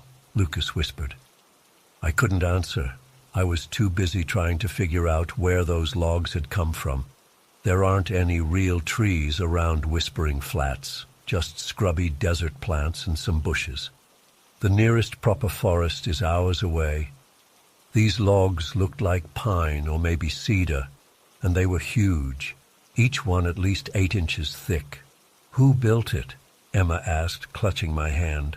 Her palm was sweaty, or maybe mine was. "I don't know," I said. "Maybe some campers?" But even as I said it, I knew that made no sense. Nobody camps in abandoned gravel pits. And how would they have gotten those massive logs here? We hadn't seen any tire tracks, and the nearest road was at least a mile back. I wanted to get closer, to investigate, but my body wouldn't move. It was like my instincts were screaming at me to stay away. From the looks on Lucas and Emma's faces, they felt the same way. "Let's go home," Emma said, tugging at my hand. For once, Lucas didn't argue. "Yeah, it's getting late anyway." It wasn't, really. It was only around 3 p.m., but we all turned around and walked back the way we came, faster than we'd arrived. None of us talked about the teepee that night at dinner. It was like we had some unspoken agreement not to mention it, but I couldn't stop thinking about it. Where had those logs come from? Who had built it? And why did it feel so wrong? The next day, Lucas came to my room first thing in the morning. "We should go back," he said without preamble. "What? Why?" I asked, though I'd been thinking the same thing. "Because it doesn't make sense. We need to figure out what it is." I hesitated. "What about Emma? She'll want to come too. You know she hates being left out." He was right. When we told Emma, she was scared but insisted on coming. "I'm not a baby," she said, her chin jutting out stubbornly. So after breakfast, we told Mom we were going to play in the backyard, and then we snuck off to the pits again. I remember feeling nervous as we approached the spot where we'd seen the teepee. Part of me expected it to be gone, like maybe we'd all hallucinated it. Another part was afraid it would still be there, and we'd have to figure out what to do about it. We were about 50 yards away when Emma suddenly stopped. "Do you smell that?" she asked. I sniffed the air. There was something, a faint, sweet smell, like herbs burning. It wasn't strong, but in the clean desert air it stood out. "It's coming from over there," Lucas said, pointing toward the teepee. We rounded the bend more cautiously this time. The teepee was still there, looking exactly as it had the day before, but there was something new in front of it. At first, I thought someone had laid out a black coat or blanket on the ground, but as we got closer, I realized what it was, and my stomach twisted into a knot. It was a bird, A crow or a raven, I'm not sure which. It had been split right down the middle, from beak to tail, and spread out flat on the ground like a grotesque butterfly. Its wings were stretched to their full span, and its insides were gone, just empty. There was no blood anywhere, not on the bird, not on the ground. It was like it had been dissected with surgical precision, and then laid out like some kind of sick welcome mat in front of the teepee. Emma made a choked sound beside me. Lucas was completely frozen, his face white as a sheet. I couldn't move either. I just stood there staring at this impossible, horrible thing. Then the smell got stronger, that sweet herbal smell, and I swear I heard something moving inside the teepee. Not footsteps, but a soft sliding sound, like fabric dragging across the ground. That broke the spell. Without a word, we all turned and ran. Emma started crying, but she didn't slow down. We ran all the way back home, not stopping once, not looking back. When we burst into the kitchen, Mom took one look at our faces and knew something was wrong. "What happened?" she demanded. "Are you hurt?" Between gasps for breath, we told her about the teepee and the bird. She frowned, looking increasingly concerned. Not about the teepee, but about us. "Show me," she finally said. So we led her back to the pits. I was terrified of what we might find, but also weirdly relieved that an adult was with us now. Mom would know what to do, except when we got to the spot, the exact same spot, I'm positive. There was nothing there, no teepee, no bird, not even any marks in the gravel to show where it had been. "But it was right here!"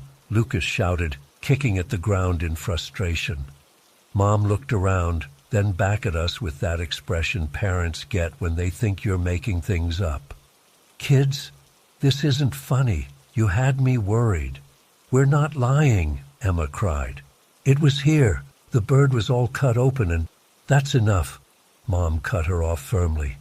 "I don't know what game you're playing, but it stops now. These pits are dangerous. You're not to come out here again, understand?" We nodded miserably. There was no point arguing. She wouldn't believe us. On the walk back, I kept looking over my shoulder. The gravel pits seemed different somehow, more threatening. I couldn't shake the feeling that we were being watched. That night I couldn't sleep. Every time I closed my eyes, I saw that bird, splayed out like that, so unnaturally empty. Around 3 a.m., I got up to get some water and noticed Emma's light was on. I found her sitting up in bed, wide awake. "Can't sleep either?" I asked. She shook her head. "I keep hearing things." "What things?" "Like scratching outside my window." I tried to tell her it was just branches, but we both knew there weren't any trees tall enough to reach our second-story windows. The next few days were weird. Mom kept a closer eye on us, so we couldn't go back to the pits even if we wanted to. But strange things started happening. I found footprints in the dust outside my window, not shoe prints, but bare feet, with toes that seemed too long and spread too wide. They led from the edge of the property toward my window, then disappeared. At twilight, the usual desert sounds, the crickets, the occasional coyote, would suddenly stop, leaving an unnatural silence that made my skin crawl. It was like the whole desert was holding its breath. And always, always, that feeling of being watched. I'd be doing something completely normal, helping Mom with dishes or reading on the porch, and suddenly get this overwhelming sense that someone was staring at me. I'd whip around, but there was never anyone there. Lucas started sleeping with his baseball bat next to his bed. Emma wouldn't go anywhere in the house alone. We were all on edge, jumping at every sound. About a week after we found the teepee, I woke up in the middle of the night to that sweet herbal smell. It was faint, but unmistakable. My heart started racing immediately. I lay perfectly still, listening. There was a soft scratching sound coming from my window. Slow, deliberate. Scratch, scratch, scratch. I wanted to scream, to run to Mom's room, but I was paralyzed with fear. I managed to turn my head just slightly toward the window. The curtains were drawn, but I could see a shadow against them, a tall, thin shadow that shouldn't have been possible on our second floor. It seemed to be swaying slightly, and as I watched, 2 long, thin fingers appeared at the edge of the curtain. I squeezed my eyes shut and started silently counting to 10, something I'd do as a kid when I was scared. When I opened them again, the shadow was gone, but the smell lingered. The next morning I checked outside my window. There, in the dust on the windowsill, were 3 perfect handprints. The fingers were twice as long as they should have been. I didn't tell Mom. I didn't tell Lucas or Emma either. I was afraid saying it out loud would make it more real somehow. But later that day, I caught Lucas staring at his own window with a haunted expression, and I knew he'd experienced something too. That night, Emma crawled into my bed around midnight. "It was outside my window," she whispered. "I saw its eyes." I hugged her close and didn't ask what it was. I didn't want to know. 2 days later, Mom had to drive into the city for supplies. She'd be gone most of the day. "Stay out of trouble," she warned us as she left, "and stay away from those pits." We had no intention of going near the pits. We were too scared. But around noon, the power went out. It happens sometimes in Whispering Flats. The infrastructure is old and unreliable, especially in summer when everyone's running AC. Lucas went to check the breaker box in the backyard. He was gone for about 5 minutes before he came running back in, white-faced and breathing hard. "There's something out there," he gasped. "By the edge of the pits. I think it's watching the house." Emma started crying immediately. I tried to stay calm. "What did it look like?" I asked. Lucas shook his head. "I didn't get a good look. It was tall, thin. It moved weird, not like a person." We locked all the doors and windows and huddled in the living room, waiting for Mom to come home. The hours dragged by. The house got hotter and hotter as the day wore on with no AC. We were all sweating and scared. Around 4 p.m. we heard something on the front porch. Footsteps. But not normal footsteps. They were too light, too skittering. Then came a soft scratching at the door, not like someone knocking, more like someone dragging their nails across the wood, testing it. Emma was crying silently now. Lucas had his bat raised. I was trying to call Mom, but there was no signal. There never is when you really need it in Whispering Flats. The scratching moved from the door to the windows, circling the house. I could see the shadow passing by the curtains, tall and thin, just like the one I'd seen outside my window. It moved in a jerky, unnatural way, like its joints bent differently than ours, and everywhere it went, that sweet, herbal smell followed. We heard a sound from the kitchen, the back door rattling in its frame like someone was testing its strength. Lucas looked at me, panic in his eyes. "Did you lock it?" he whispered. I nodded, but I wasn't sure. I thought I had, but what if I hadn't? The rattling stopped. For a moment, everything was silent. Then we heard the back door slowly creak open. Emma whimpered. Lucas raised his bat higher. I grabbed a heavy lamp from the side table, ripping its cord from the wall. Footsteps in the kitchen now, light, skittering, coming closer. The smell was overwhelming. Sweet herbs and something else under it, something rotten. The kitchen door was just around the corner from where we were. We could see a shadow stretching across the floor as whatever it was came closer. A long, distorted shadow with impossible proportions. And then we heard Mom's car in the driveway, the honk of the horn as she always does to let us know she's home. The shadow paused. The smell seemed to intensify for a moment, and then it was gone. The shadow retreated. We heard the back door close gently. When Mom came in, she found the three of us huddled together in the living room, weapons in hand, tears on our faces. "What on earth?" she exclaimed.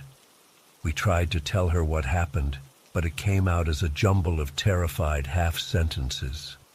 She checked the house, confirmed the back door was unlocked. "You kids need to be more careful," and attributed our state to the heat and overactive imaginations. She didn't smell the herbal scent that still hung in the air. She didn't see the long, thin footprints in the dust of the kitchen floor that disappeared halfway across the room. We never went back to the gravel pits. Mom says we've outgrown that phase, but the truth is, none of us can bear to go near them. Sometimes, at twilight, I look out my window toward the pits and see a thin shape standing at their edge, perfectly still, watching our house. It's always gone when I look again. I still wake up sometimes to that smell and the soft scratching at my window. The handprints appear on dusty surfaces throughout the house, long-fingered and alien. Lucas has stopped sleeping in his own room altogether and camps out on the floor of mine. Emma has nightmares almost every night. Mom thinks we need therapy for our shared delusion. Maybe she's right. Maybe we did imagine the teepee, the bird, everything that followed, but I don't think so. Because last week, when I was helping Mom bring in groceries, I found something tucked into the frame of our front door. A small bundle of dried herbs tied with what looked like horsehair. And underneath it, carved into the door frame so subtly you'd miss it if you weren't looking, was a symbol. A circle with lines radiating from it, like a child's drawing of the sun. I threw the bundle away and tried to scratch out the symbol, but my fingernails barely made a dent in the wood. That night, the scratching at my window was louder than ever. I don't know what we disturbed that day in the pits. I don't know why it's fixated on us or what it wants. All I know is that it's still watching, still waiting. And sometimes, when the house is quiet and that unnatural silence falls over the desert, I think I can hear the distant sound of something moving in that teepee that no longer exists. Has anyone else experienced something like this? I'm desperate for answers. I don't think we can keep living like this much longer. I've been debating whether to even write this down, but I need to tell someone. I don't expect anyone to believe me. Hell, I wouldn't believe it if someone else told me this story, but I swear every word is true. I live in Nightshade Valley, a tiny speck on the map that most people drive through without a second glance. It's the kind of place where everybody knows everybody, where the nearest Walmart is a 45-minute drive, and where the night sky actually looks like the night sky because there's barely any light pollution. That night sky is what started all this. I've always been into stargazing. Nothing fancy, no expensive telescopes or anything. Just me, lying in the bed of my old Ford F-150, staring up at the stars. It's peaceful out here, or at least it was. My house sits on about 5 acres at the edge of town, backing up to a cattle feedlot about half a mile away. The smell isn't great when the wind shifts, but the sounds had always been kind of comforting, just normal cow noises in the distance. White noise, almost. I'd gotten so used to them that I barely noticed anymore, until that night 3 months ago. I remember it was unseasonably warm for October. I'd grabbed a blanket and a thermos of hot chocolate and headed out to my usual spot in the truck bed. The stars were incredible that night. One of those crystal-clear skies where the Milky Way stretches across like spilled paint. I was trying to find Orion when I first noticed something off about the cattle sounds. At first, I couldn't quite place what was wrong. The usual low mooing was there, but there was something else. Something that made the hair on my arms stand up. I sat up in the truck bed, straining to hear. There was one sound that stood out from the rest. One cow that didn't sound right. I know how crazy this sounds, but the noise was almost human-like. Not human words or anything, but the pitch and cadence were off, like someone doing a really bad impression of a cow. I told myself it was probably just a sick animal, or maybe the wind was distorting the sound somehow. But then it got louder and more focused, like whatever was making that sound had noticed me noticing it. I sat there frozen, listening as this not-quite-cow noise grew more insistent. My heart was racing, and despite the warm night, I felt cold all over. There was this overwhelming feeling that I was being watched, that something out there in the dark was paying very specific attention to me. I tried to shake it off. I'm not usually jumpy or superstitious, but something deep in my brain, some ancient survival instinct, was screaming at me to get inside. Now. I scrambled out of the truck bed, leaving my blanket and thermos behind, and practically ran to my front door. My hands were shaking so badly I could barely get the key in the lock. Once inside, I locked the door, drew all the blinds, and turned on every light in the house. The sound had stopped the moment I moved. That's what really gets me, how it just cut off, like whatever was making it didn't want me to pinpoint its location once I was actively trying to. I told myself I was being ridiculous. It was just a weird animal sound, and my imagination was running wild. But I didn't go stargazing again for weeks after that. Something felt different, like the valley had changed, or like I was suddenly seeing a layer of it that had always been there, but that I'd been blind to before. I probably would have convinced myself it was nothing if that had been the end of it. But it wasn't. About 3 weeks later, my family planned a camping trip in the mountains around Pinewood Ridge. My sister was visiting from Colorado, and we wanted to show her some of our favorite spots. I brought my dog Toad along. He's a stocky pit mix, loyal to a fault and smart as hell. I've had him since he was a puppy, and he's the best companion I could ask for. We found a great spot to set up camp, about 2 miles in from the trailhead. After we got the tents up, we needed firewood. I volunteered to go look, with Toad on his leash beside me. My mom and sister stayed behind to organize the food and supplies. I headed down a narrow trail, looking for fallen branches that would burn well. Toad trotted alongside me, occasionally stopping to sniff at something interesting. We got far enough away that I couldn't hear my family talking anymore, but I wasn't worried. The woods were familiar territory. That's when it happened again.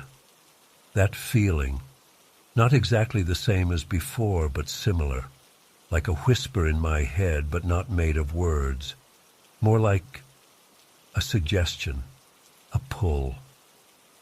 I found myself veering off the trail, drawn toward a thicker part of the forest where the trees grew so close together that little sunlight filtered through. I wasn't consciously deciding to go that way. It was like I was being tugged by an invisible thread. The rational part of my brain was getting fuzzy, like when you're half asleep and logic starts to blur. I remember thinking vaguely that maybe there was better firewood in that direction, but it didn't make sense. The deadfall would be in the clearer areas, not the dense underbrush. Still, I kept walking, feeling almost dreamy. The pull got stronger the farther I went from the trail. Whatever was drawing me wanted me deeper in the woods, away from my family, away from safety. I'd have kept going if not for Toad. He suddenly stopped dead, planting his feet and refusing to move another inch. The leash went taut, jerking me back to reality as sharply as if someone had thrown cold water in my face.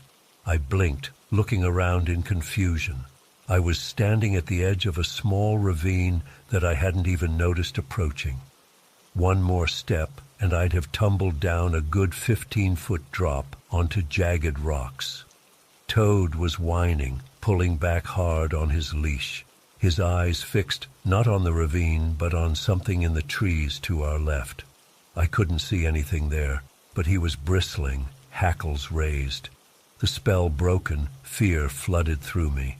I turned and hurried back to the trail, my arms covered in goosebumps despite the afternoon warmth. Toad didn't need any encouragement to leave. He practically dragged me back toward camp. I didn't tell my family what happened. What could I say? Something invisible tried to lure me off a cliff. They'd think I was losing it. So I made up some excuse about not finding good wood, and my brother-in-law went instead. He came back with an armful of perfect branches from right along the main trail. That night was awful. I couldn't sleep, jumping at every crack of a twig or hoot of an owl. Toad was just as bad, growling softly at the darkness beyond our campfire. He usually sleeps like a rock, but that night he stayed alert, his body tense against my side in the tent. My sister asked if I was okay the next morning, saying I looked terrible. I blamed it on the hard ground and the cold. We cut the trip short anyway because it started to rain, and honestly, I was relieved. I tried to put both incidents out of my mind when we got home. I told myself I was being paranoid, that the cattle sound was just a weird coincidence, and the feeling in the woods was just me zoning out from tiredness. But I stopped stargazing. I kept Toad closer to the house during our walks, and I started keeping the doors locked even during the day. Then came the worst encounter, the one that convinced me something is really, seriously wrong. It was early December, and a thick fog had settled over the valley, the kind of fog that muffles sounds and makes 5 feet in front of you look like another dimension. My mom's husky, Luna, had gotten out of their yard somehow. Mom called me in a panic, saying Luna had been gone for hours. I grabbed Toad and drove over immediately. My sister was there too, and we split up to cover more ground. Mom took the road toward town. My sister headed toward the creek, and Toad and I took the fields behind their house that stretched toward the national forest boundary. The fog was so dense I could barely see where I was stepping. It was late afternoon, but it felt like twilight already, the winter sun weakly filtering through the mist. I called Luna's name every few minutes, stopping to listen for any response. I'm not sure exactly when I realized I'd gotten separated from my sister. One minute I could hear her calling Luna's name in the distance, and the next there was nothing but silence. The fog seemed to absorb every sound. Even Toad's panting seemed muted. We kept walking, following a line of old fence posts that I knew would eventually lead to the road. The temperature was dropping fast as evening approached, and my breath made clouds in the frigid air. That's when I heard it. A voice. But not my sister's or my mom's. Not anyone's voice that I recognized. It was coming from somewhere in the fog-shrouded field to my right. A strange rhythmic chanting that didn't sound like any language I've ever heard. Low and droning, rising and falling in patterns that made no sense but somehow felt meaningful. Like it was saying something important, something meant specifically for me. I stopped walking. Toad froze beside me, his ears perked forward, his body rigid. The chanting continued, and with it came that same compelling feeling I'd experienced in the woods. That pull, that whisper that wasn't made of words. It was stronger this time, more insistent. I found myself turning toward the sound, my feet moving before I'd consciously decided to change direction. Logically, I knew I should be terrified, but in that moment, all I felt was a strange, dreamlike curiosity. I needed to find the source of that voice. It was important somehow. necessary. I walked through the tall, dead winter grass, the fog swirling around me. I couldn't feel the cold anymore. I couldn't really feel anything except that pull, drawing me deeper into the field, away from the fence line, away from the way back. Toad began to resist, pulling back on his leash. I remember feeling annoyed at him, which isn't like me at all. I love that dog more than most people. But in that moment, he was an obstacle. I actually considered dropping his leash so I could follow the voice unimpeded. The chanting grew louder, more fervent. I could almost make out words now, almost understand what it was saying. Just a little closer, I thought. Just a little further, and I'll see. I'll understand. Toad suddenly lunged against his leash with such force that it was yanked from my hand. But instead of running away, he circled back and grabbed my coat sleeve in his teeth, pulling me backward with surprising strength. The sharp tug and the sight of my dog so desperately trying to move me snapped me out of whatever trance I'd fallen into.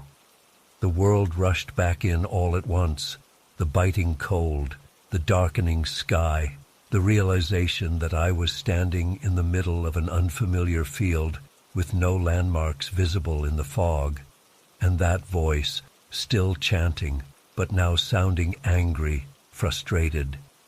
Absolute terror washed over me. I turned and ran, following Toad as he led me back toward what I hoped was safety. The voice rose to a fevered pitch behind us, the chanting turning into something that sounded almost like screaming. Then, as suddenly as it had begun, it stopped. The silence that followed was almost as terrifying as the voice had been. I don't remember much about getting back to my mom's house. Somehow Toad led me to the road, and I followed it until I saw the porch lights through the fog. My sister and Mom were already back, with Luna, who'd apparently just shown up at the back door on her own. They were worried sick about me. I'd been gone for over 2 hours, though it had felt like minutes. My mom said I looked like I'd seen a ghost, and I guess in a way I had. I made up some story about getting turned around in the fog, and they believed me. What else would they think? That was 7 weeks ago. I haven't heard the voice since, or felt that strange, compelling pull. But I know it's still out there, waiting, watching. I keep all the doors and windows locked now, day and night. I've installed motion sensor lights around the entire perimeter of my property. I don't go out after dark if I can help it, and I never go anywhere alone. Toad sleeps in my room, and sometimes I wake up to find him standing alert at the window, staring out into the night, growling softly. I haven't told anyone else about this. Who would believe me? But I know what I experienced was real. Something in Nightshade Valley wants me. It tried to lure me away 3 times now, and each time something stopped it. My own instincts the first time, and Toad the other 2. I'm terrified of what might happen if there's a 4th attempt. I'm terrified that one day Toad won't be there to pull me back. I'm terrified that whatever is out there is getting stronger, more determined.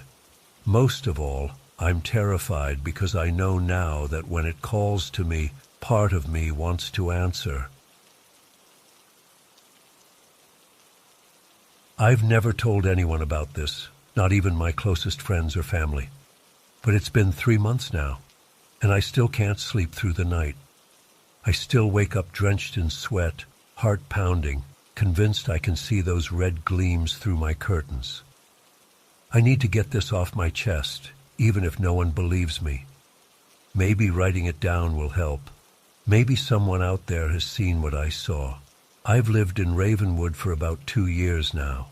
It's a small hillside community, the kind of place where houses are spaced far apart, driveways are long and winding, and your closest neighbor is just far enough away that you can't see their lights at night.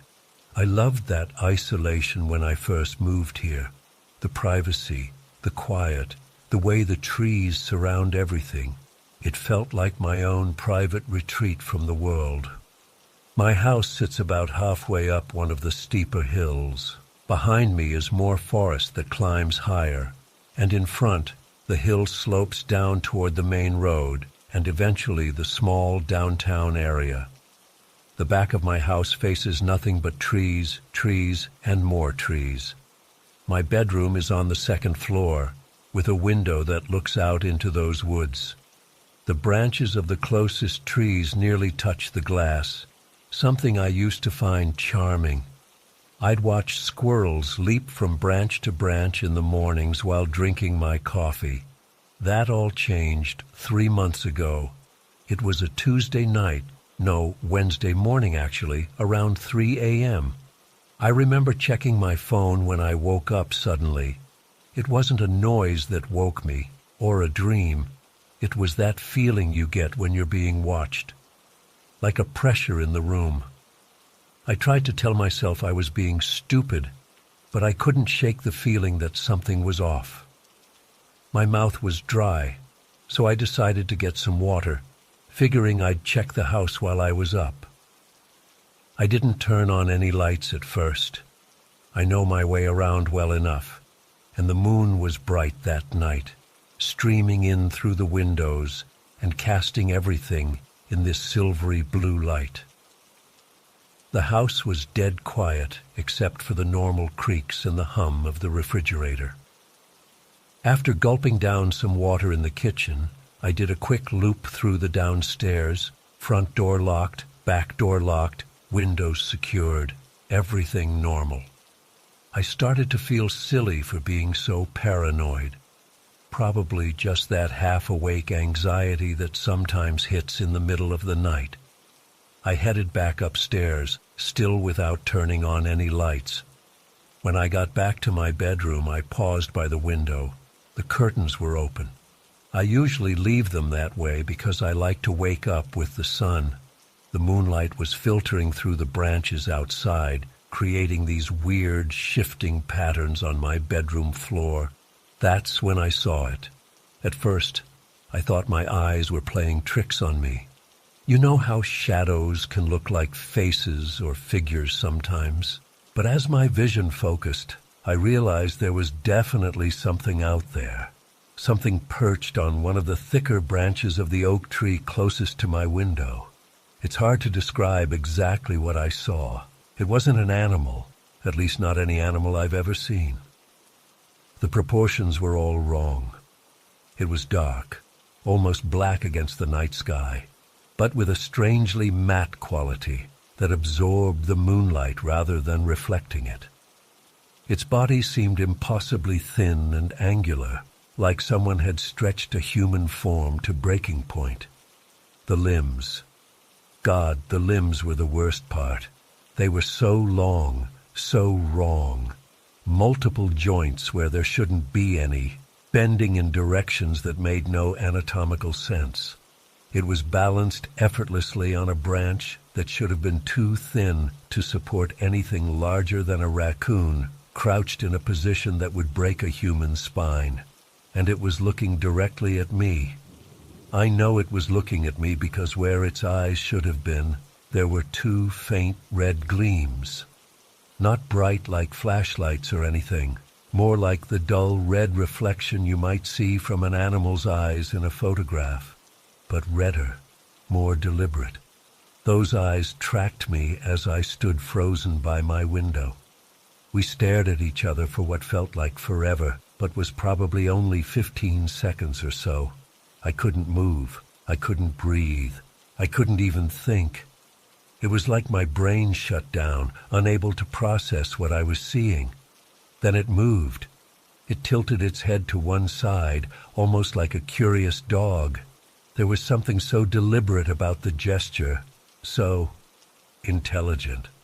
That's when the full horror hit me. This thing wasn't just some animal. It was watching me, studying me.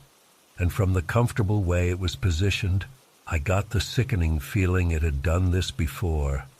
How many nights had it been out there while I slept, completely unaware? Before I could even process that thought, It moved again. 1 second it was there on the branch, and the next it simply wasn't. The movement was so fast I barely registered it, like a spider darting across a wall. I rushed to the window, pressing my face against the glass to see where it had gone. I caught a glimpse of movement below, at the edge of my yard, where it meets the deeper woods. Something large was moving through the underbrush, parting the tall grass and ferns. It didn't move like anything I've ever seen, not like a person running or an animal on 4 legs. It was more like flowing, weaving between obstacles with impossible agility, sometimes low to the ground and sometimes stretching upward. Within seconds, it had disappeared into the darker shadows of the forest downhill. I stood there shaking for I don't know how long. Eventually, I managed to force myself to close the curtains. I hit every light switch in my bedroom, then went through the entire house, turning on all the lights. I grabbed a kitchen knife and my phone and went back upstairs. I sat on my bed, my back against the headboard, knife in hand, staring at those curtains until the first light of dawn started to seep around their edges. I didn't sleep. I couldn't. Every creak of the house, every rustle of leaves outside sent my heart racing again. I kept thinking I saw shadows moving behind the curtains, kept imagining those red eyes watching me, waiting for me to let my guard down. When morning finally came, I felt almost delirious with exhaustion and fear. But the daylight gave me a small boost of courage. I needed to know if there was any evidence of what I'd seen, or if I'd somehow dreamed the whole thing up during some kind of half-asleep state. I waited until the sun was fully up before venturing outside. I took the knife with me, clutching it so hard my knuckles were white. I started by examining the area around the base of the oak tree. The ground was covered in dead leaves and pine needles, making it hard to see if anything had disturbed it. But as I moved toward the edge of my property where I'd seen the thing disappear, I started noticing things. A patch of ferns was bent and broken in an unnatural way. Not like when a deer passes through. This was more like something had deliberately pushed the vegetation aside. Several low branches on the smaller trees were snapped, all at about the same height from the ground. And in one spot, where the ground was softer, I found something that made my blood run cold. It wasn't exactly a footprint. It was more like an impression, as if something with significant weight had pressed down into the earth. But the shape was all wrong. Too long, too narrow, with what looked like only 4 points of contact with the ground instead of 5. It wasn't human, and it wasn't from any animal I could identify. I took photos with my phone, though they didn't capture the eerie wrongness of what I was seeing. In the daylight, with birds singing and the normal sounds of the world resuming, I started to doubt myself again. Maybe I was connecting unrelated things, seeing patterns that weren't there because I wanted evidence so badly. I spent the rest of the day in a daze. I called in sick to work. I couldn't focus on anything. I tried researching online, looking up local wildlife, cryptids, folklore, anything that might explain what I'd seen. The closest I came were some old legends about stick men or night watchers that supposedly lived in the forests of the Pacific Northwest, but nothing matched exactly what I'd encountered. As the day wore on and the sun began to set, my anxiety ramped up again. There was no way I was spending another night in that house alone, not after what I'd seen. I threw some clothes and toiletries in a bag and drove to a motel about 20 miles away on the outskirts of the next town over. I didn't sleep well even there. Every time I closed my eyes, I saw those red gleams staring back at me. I kept thinking about how the thing had tilted its head, how it had seemed to recognize me somehow. The next day, I went back to my house, but only during daylight hours. I told myself I was being ridiculous.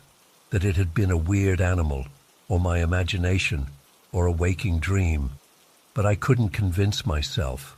Deep down, I knew what I'd seen was real, and worse, I knew it had been watching me. I decided to set up some security cameras. I ordered them online with express shipping and installed them around the perimeter of my house, with special attention to the trees near my bedroom window. I thought having some kind of monitoring system would make me feel safer, give me some control over the situation. It didn't. If anything, it made things worse. Now I was constantly checking the camera feeds on my phone, jumping at every movement, every shadow. And the thought kept nagging at me. If this thing could move as fast as I'd seen it move, would a camera even capture it? Or would it just appear as a blur, if anything at all? I stayed at the motel for 3 more nights before financial reality forced me back home. I couldn't afford to keep paying for a room indefinitely, and I couldn't just abandon my house. So I returned, but with some changes. I moved my bedroom to the guest room on the opposite side of the house, away from the trees. I installed motion sensor lights all around the property. I started keeping the curtains closed at all times. For about a week, nothing happened.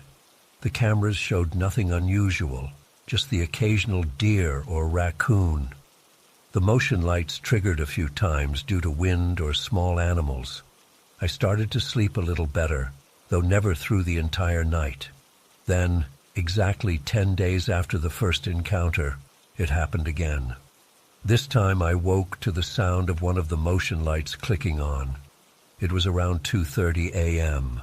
My first thought was that it was probably just a deer, but when I checked the camera feed on my phone, there was nothing visible in the yard. The light was on, but whatever had triggered it wasn't showing up on camera. I lay there, gripping my phone, telling myself to stay calm. It's just a technical glitch, I thought. The wind, or a camera blind spot, or a bird that flew by too quickly to be captured. Nothing to worry about. That's when I heard it, a sound I still can't properly describe. It was like a combination of wood creaking under strain and a low, whistling breath. And it was coming from the direction of my old bedroom. Every instinct told me to stay put, to hide under the covers like a child afraid of the boogeyman. But I had to know, I had to see if it was back. I got up as quietly as I could and crept down the hallway toward my old room. The door was closed. I always kept it closed now, but I could see lights from the security system reflecting underneath it, casting an eerie glow on the hallway floor. I hesitated outside the door, my hand hovering over the knob. What if it was in there? What if it had somehow gotten inside the house? But that was impossible. All the windows were locked, the doors secured. I took a deep breath and pushed the door open. The room was empty. The curtains were still drawn across the window, just as I'd left them. Everything looked normal. I exhaled shakily, feeling both relieved and foolish. Then I noticed the curtains moving slightly, as if stirred by a breeze. But there shouldn't have been a breeze. The window was closed and locked. Wasn't it? I approached slowly, my heart hammering in my chest. With one quick motion, I yanked the curtains open. The window was intact, still locked from the inside. But there, on the glass, illuminated by the motion sensor lights outside, was a handprint. Except it wasn't a handprint like any I'd ever seen. The fingers were too long, too thin, with what looked like an extra joint in each one. And the palm was narrow, almost skeletal. It was on the outside of the glass. I stumbled backward, away from the window. As I did, I caught movement from the corner of my eye, something shifting position in the trees beyond. I looked directly at it this time, refusing to let fear make me look away. There it was, the same impossibly elongated figure I'd seen before, now perched even higher in the tree. This time I could make out more details in the harsh light of the security system. Its skin, if you could call it that, was not actually black, but a dark mottled gray that seemed to absorb light rather than reflect it. It was hairless, its limbs so thin they looked almost two-dimensional from a distance. Its head was elongated too, with no visible nose or mouth that I could discern. Just those dull red eyes fixed on my window, on my empty bedroom. It had expected to find me there, I realized with a shock. It had come back looking for me in the same place. That's why the handprint was on my old bedroom window, not my new one. It didn't know I'd moved rooms. It knew where I slept. It had been watching me that closely. As this horrifying realization washed over me, the thing in the tree moved, but not away this time, toward me. It extended one impossible limb toward the house, reaching with those elongated fingers toward my window. I ran back to my new bedroom, grabbed my phone and car keys, and kept running. Down the stairs, through the living room, out the front door to my car. I didn't even put on shoes. I just needed to get away. I drove for hours, no destination in mind, just putting distance between myself and that thing. When the sun came up, I was in a parking lot of a 24-hour diner 2 counties over. I went inside, ordered coffee I couldn't taste, and tried to figure out what to do. I couldn't go back to that house, not to live anyway. Whatever that thing was, it was fixated on me for some reason. It knew my patterns, knew where I slept. The thought made me physically ill. Over the next few days, I made arrangements. I went back to the house once during broad daylight with a friend, though I didn't tell him why I was so nervous. I packed essentials, put the rest in storage, and listed the house for sale. I moved in with my sister 3 towns over until I could find a new place. The house sold quickly, faster than I expected in this market. Sometimes I feel guilty about that. The new owners have no idea what watches from the trees at night. But then I try to reassure myself that maybe it was me the thing was interested in, not the house itself. Maybe the new owners will never see it. I hope so. God, I hope so. It's been 3 months now, and I haven't seen it again. But I dream about it almost every night. Those red eyes, that tilted head, that impossible reach. In my dreams, it's not just watching anymore. In my dreams, it gets inside. I live in an apartment building now, 3rd floor, no trees nearby. I keep the blinds closed at all times. I've installed so many locks on my door that my sister jokes I'm preparing for the zombie apocalypse. But sometimes, when I wake up in those small hours between midnight and dawn, I swear I can feel it. That same pressure in the air, that same certainty that I'm being observed. And I wonder, did it follow me here? Is it still watching, learning my new patterns, my new sleeping place? Or worse, did it ever really exist at all? Or is something in my mind cracking, creating monsters where there are none? I don't know which possibility terrifies me more. All I know is that I can't look at trees the same way anymore. And every time I hear a branch scrape against a window or see a strange shadow move in my peripheral vision, my heart stops for a moment, because now I know what's out there in the dark, and I know it knows me too. I've been a hunter for 15 years now, but what happened last Saturday in Blackwater County will haunt me forever. I'm still trying to process it all, and writing this down might help me make sense of it. Every time I close my eyes, I can still hear those howls. It started out as a perfect hunting day. Clear skies, temperature around 40 degrees, just cold enough to keep the deer moving, but not so cold that my fingers would go numb on the trigger. I'd been tracking a nice buck for weeks using my trail cams, 5-pointer, nothing massive, but decent meat for the freezer. I'd set up my stand about 3 miles deep into the backwoods, in an area I'd never hunted before. The locals call it Mossback Swamp. Now I understand why. I parked my truck at the ranger station at the edge of public land around 5:30 a.m. It was a longer hike in than my usual spots, but the satellite images showed a perfect funnel where 2 ridges met, creating a natural pathway for deer movement. I brought my lightweight game cart, thinking ahead for the haul out. That decision probably saved my life.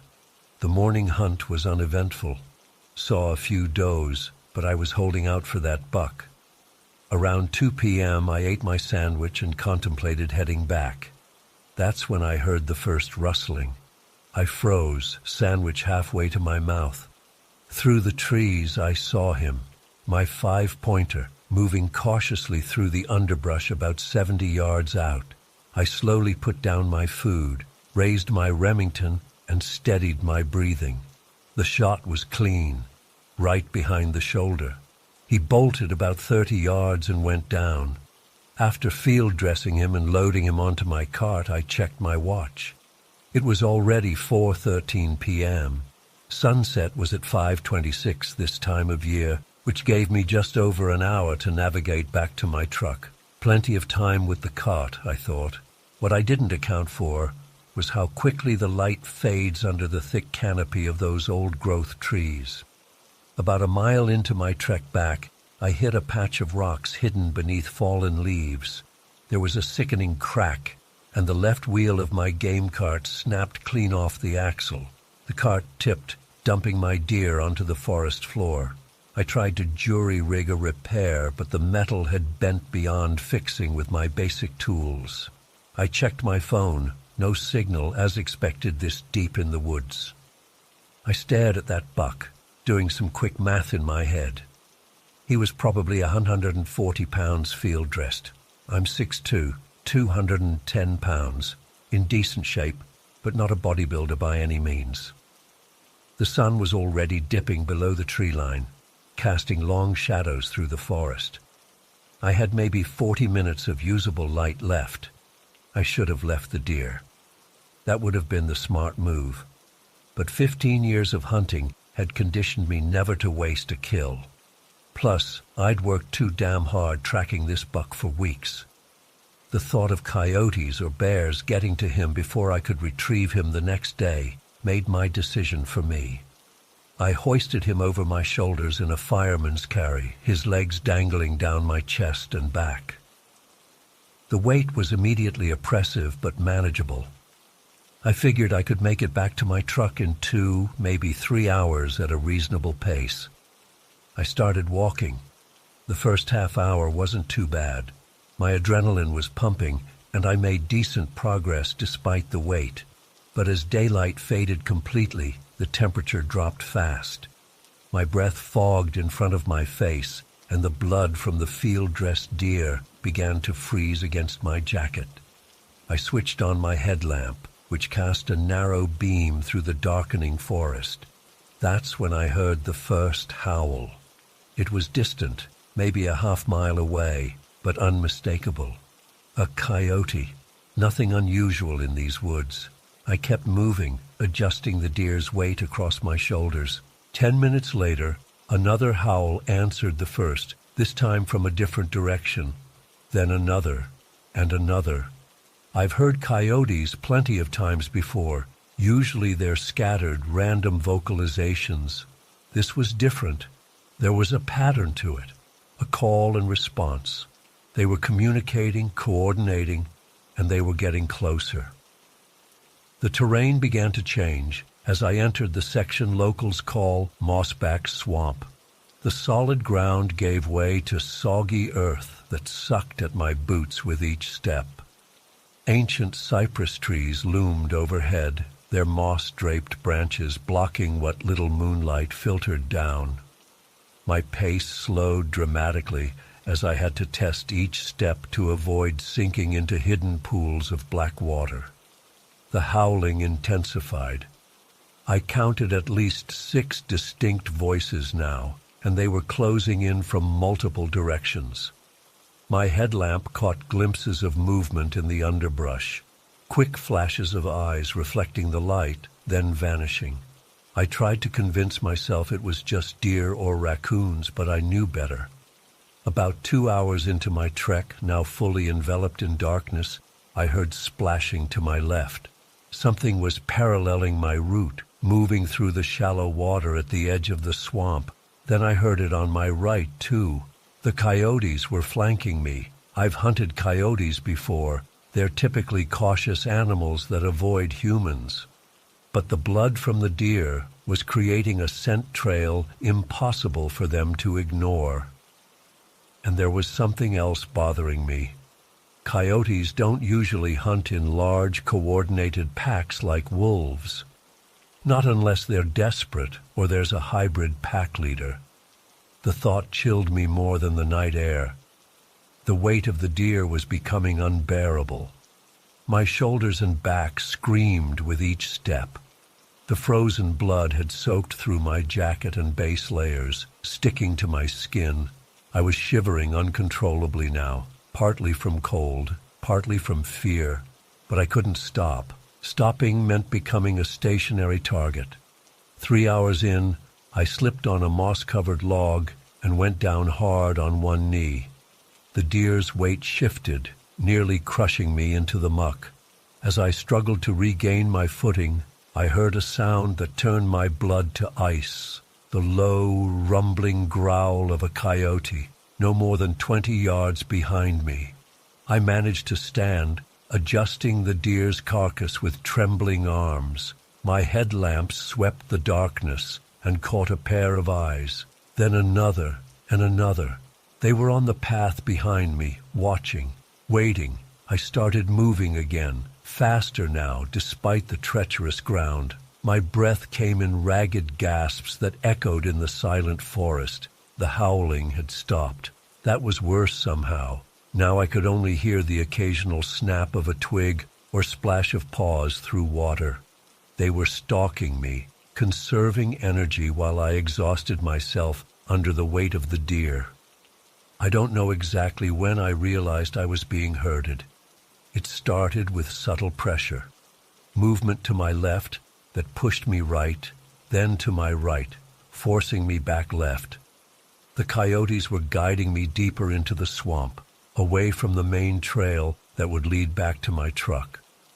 I was so focused on putting one foot in front of the other that I didn't notice until I was surrounded by water on 3 sides.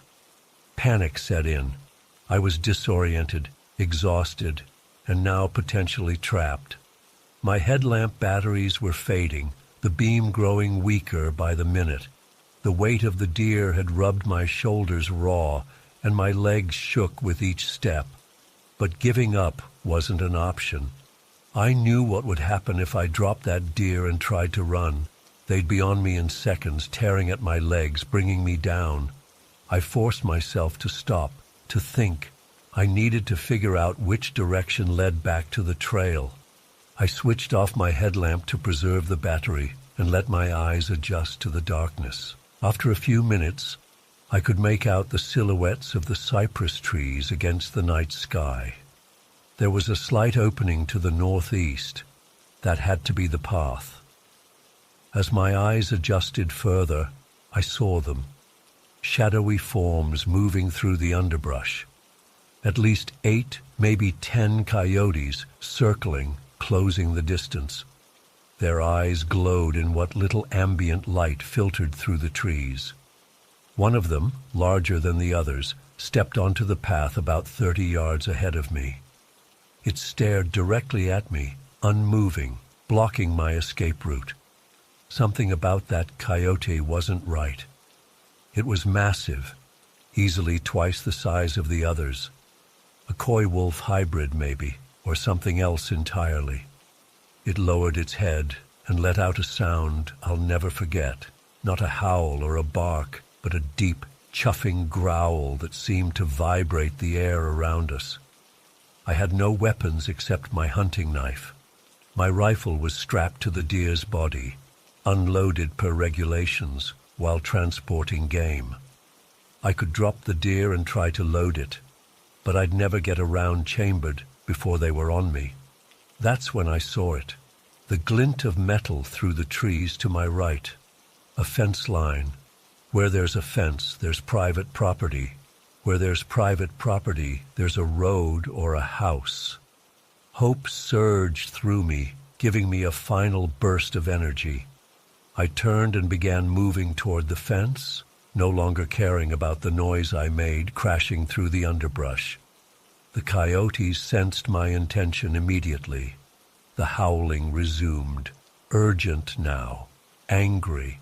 I heard them moving, converging on me from all sides. The fence was about 50 yards away. It might as well have been 50 miles. Each step was agony under the deer's weight. The mud sucked at my boots, threatening to pull them off my feet. I could hear splashing, growling, getting closer. My headlamp caught flashes of movement, converging on me. 30 yards. Something brushed against my leg. A quick, deliberate touch. I kicked out blindly and connected with something solid that yelped in surprise. 20 yards. My foot broke through the surface crust of the swamp, plunging me knee-deep into icy water. I wrenched it free, losing my boot in the process. The cold mud squished between my toes as I pressed on. 10 yards. The largest coyote, the one that had blocked my path earlier, appeared directly in front of me. It stood its ground, challenging me. Behind me, I could hear the others closing in, their breathing audible now.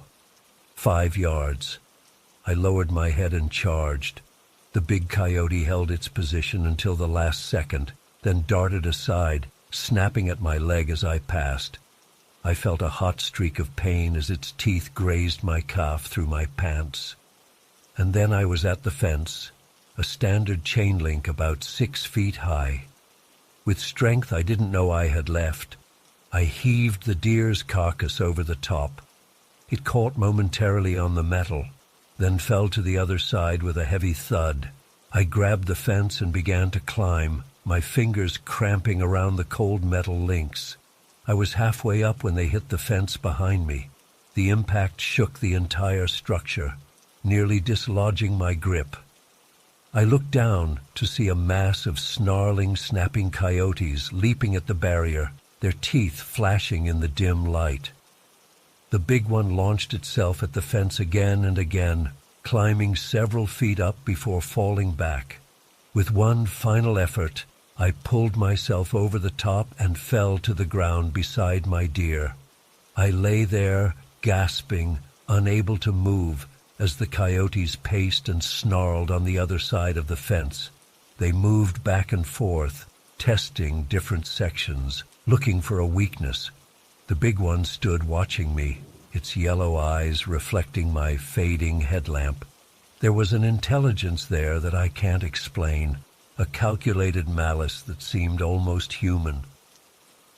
After what felt like hours but was probably only minutes, they began to retreat. One by one, they melted back into the darkness of the swamp until only the large one remained. It held my gaze for a long moment, then turned and disappeared into the night. I don't know how long I lay there on the cold ground.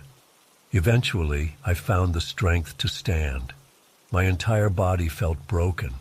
My shoulders were rubbed raw from the deer's weight. My left leg was bleeding from the coyote's bite, and I'd lost a boot in the swamp.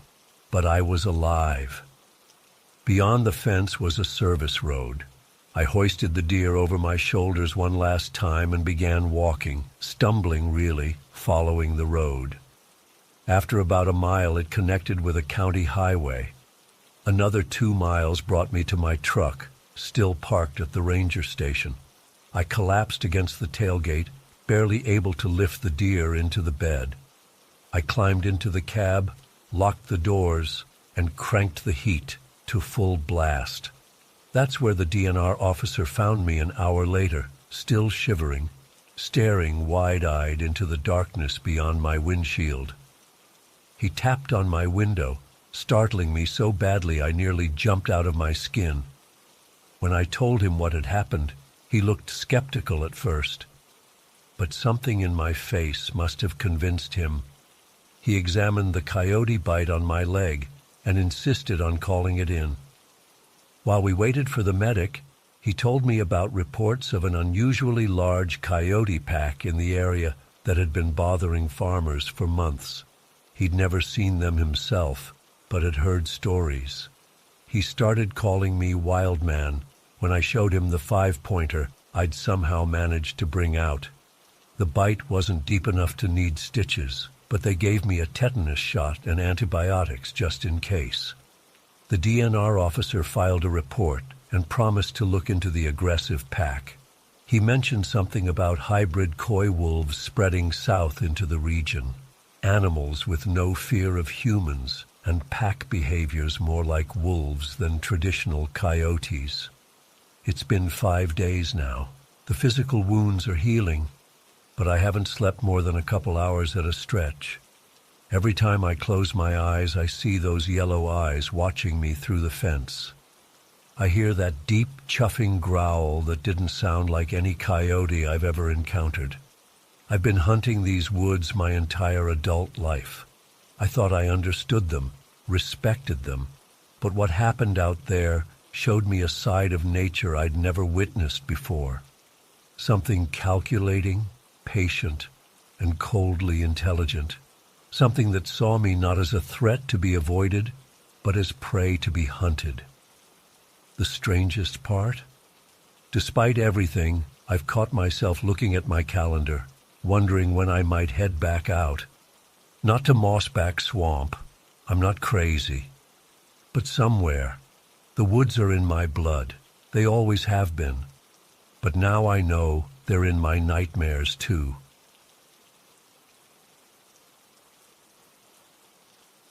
I've been feeling watched for weeks now. I'm not the type of person who's easily spooked or who jumps at shadows. But what's happening in Millbrook isn't normal, and I can't shake the feeling that I'm caught in the middle of something I don't understand. It started with my ferret Noodle. I got him 3 years ago from the pet store in the next town over. He was always such a sweet little guy, playful, curious, constantly getting into things. Normal ferret stuff. But about 2 months ago, Noodle started changing. It wasn't just behavior. He physically changed. I know how crazy this sounds, but he started getting bigger. Not just a little chunkier from treats or anything I could explain away. He grew, like substantially. By the end, he was almost the size of my neighbor's cat. I even measured him against photos from when I first got him, and the difference was undeniable.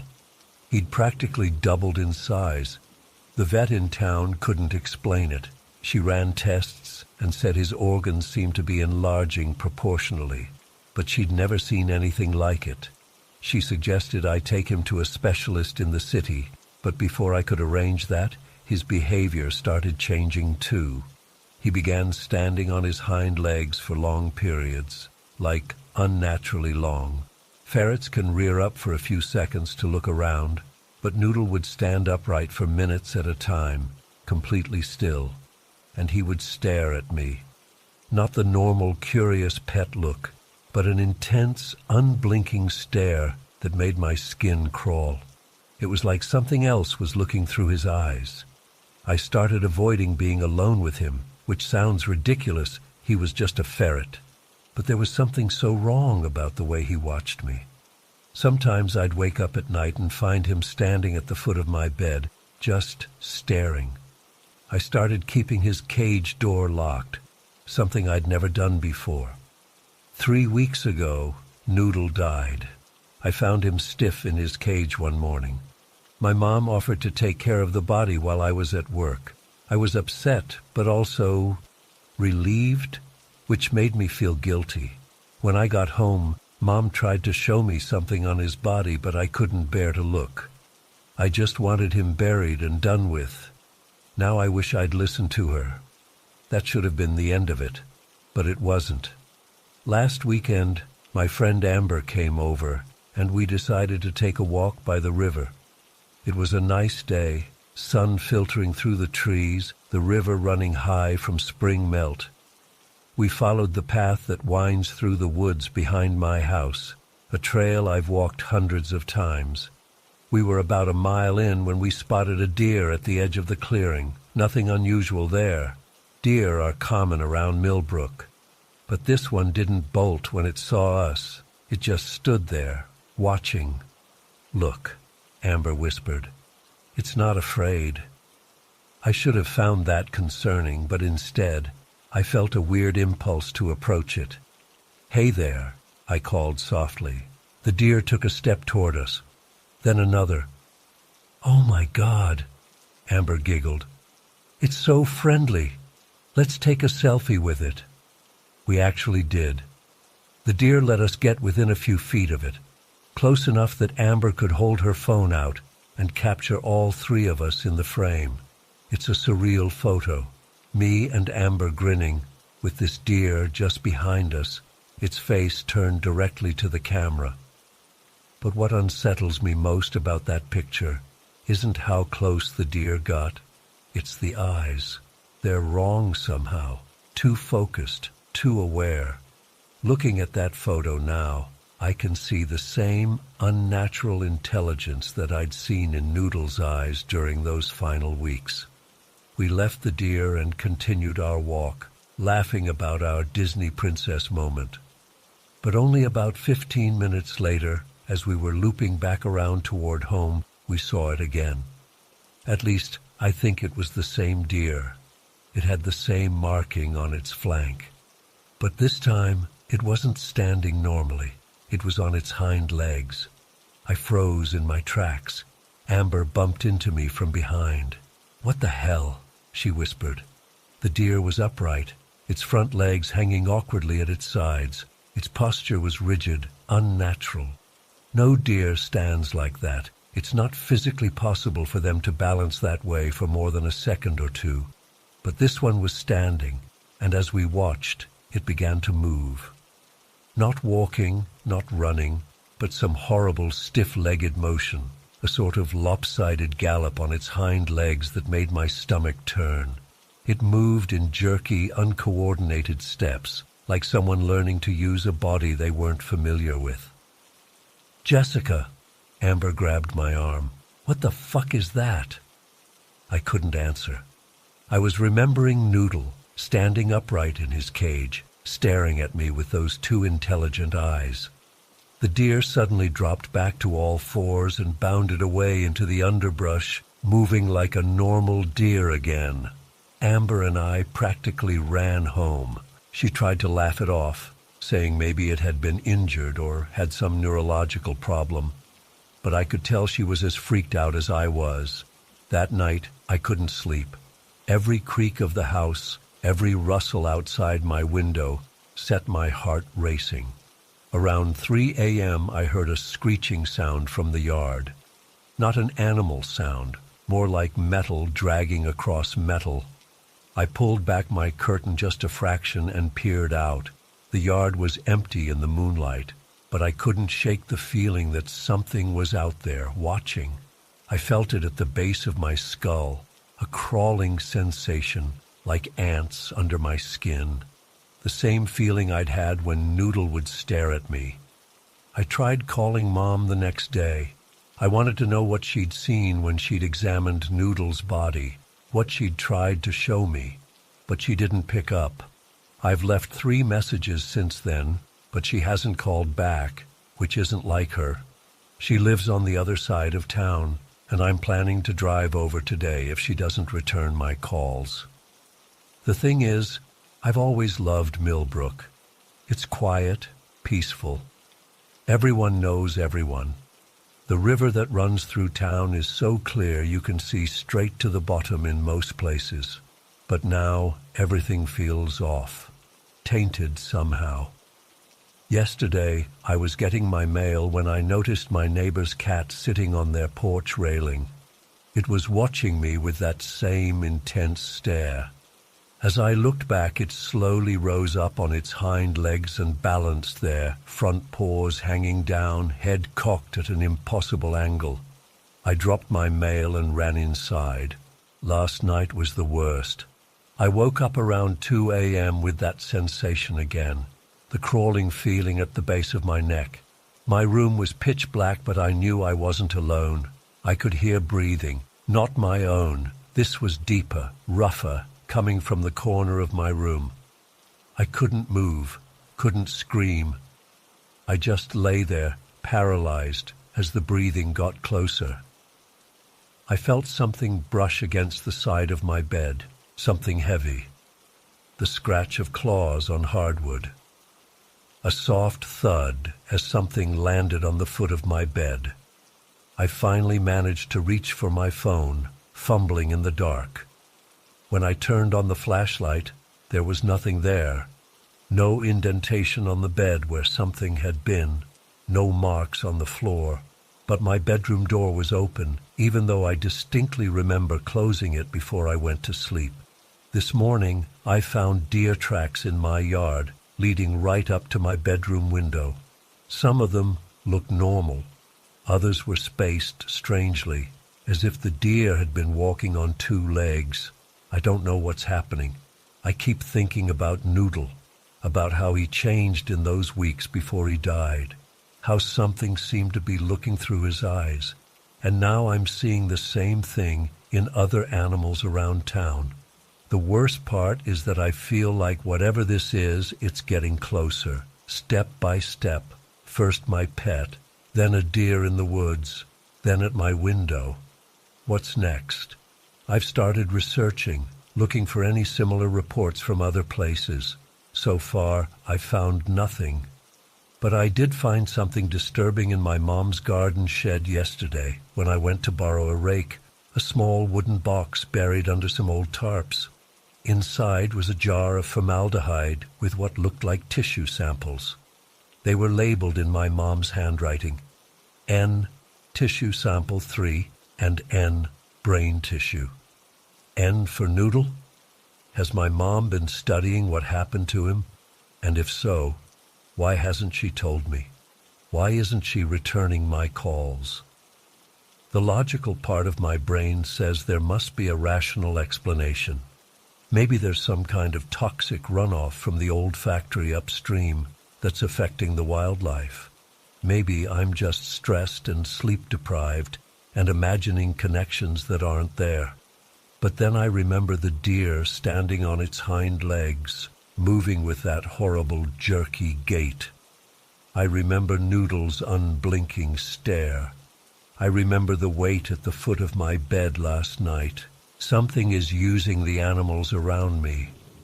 I don't know what it is or what it wants, but it's getting closer, and I'm afraid it's only a matter of time before it finds a way to reach me.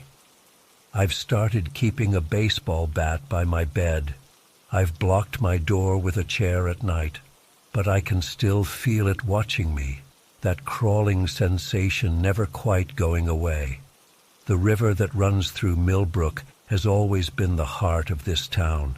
But now I wonder, what if something came up from that river, something that can move from one creature to another? I'm going to my mom's house today. I need answers.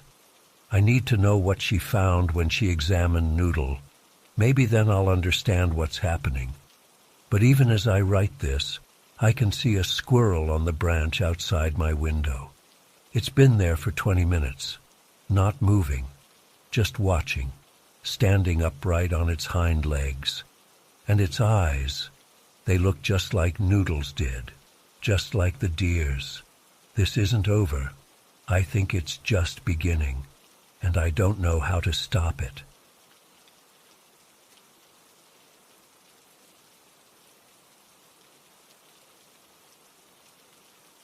I never wanted to share this. Even typing it now makes my hands shake. But I need to get this out there, see if anyone else has experienced anything similar. Maybe someone can make sense of what happened to me at that hotel in Grayview. I've been on the road for almost 3 weeks now, just driving, staying at random motels, trying to clear my head after everything that happened back home. Nothing fancy, Just me, my car, and whatever highway looked good that day. That's how I ended up in Grayview. Just another dot on the map, a place to rest my head for the night. The town itself was nothing special. Gas stations, fast food joints, a couple of bars. The kind of place that exists solely because of the highway running through it. I checked into this place called the Wayside Inn around 4 p.m. It wasn't the cheapest option, but the reviews were decent, and honestly, I was too tired to keep driving. The first thing I noticed about this hotel was how off it felt, not in an obvious way. The lobby was normal enough, dated carpet, fake plants, a tired-looking guy at the front desk. But as soon as he gave me my key card and directed me to my room, things started feeling weird. The hallways were partially open to the outside, kind of like those old motor lodges where the walkways faced the parking lot, except these were second-floor hallways with walls on one side and just railings on the other.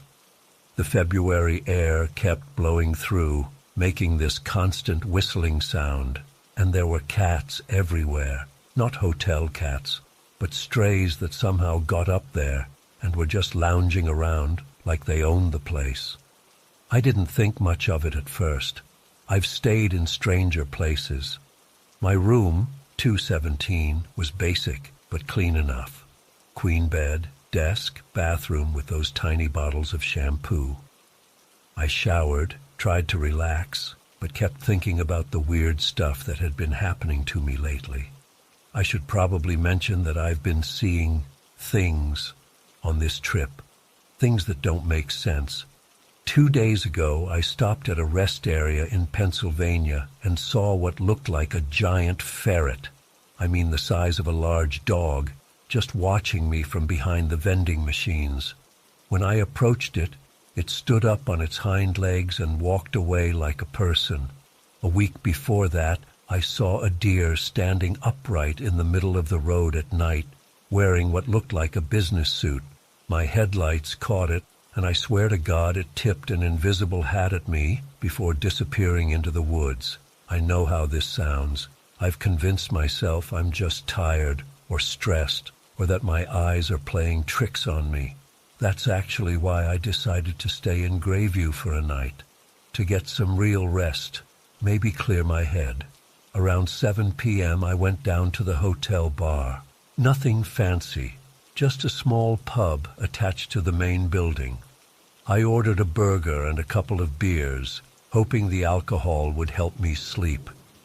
There were maybe 5 other people there, a couple in the corner, 2 guys talking about some football game, and an older man reading a newspaper at the bar.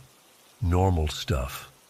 I stayed there until about 11, nursing my drinks, scrolling through my phone, trying not to think about those animal encounters.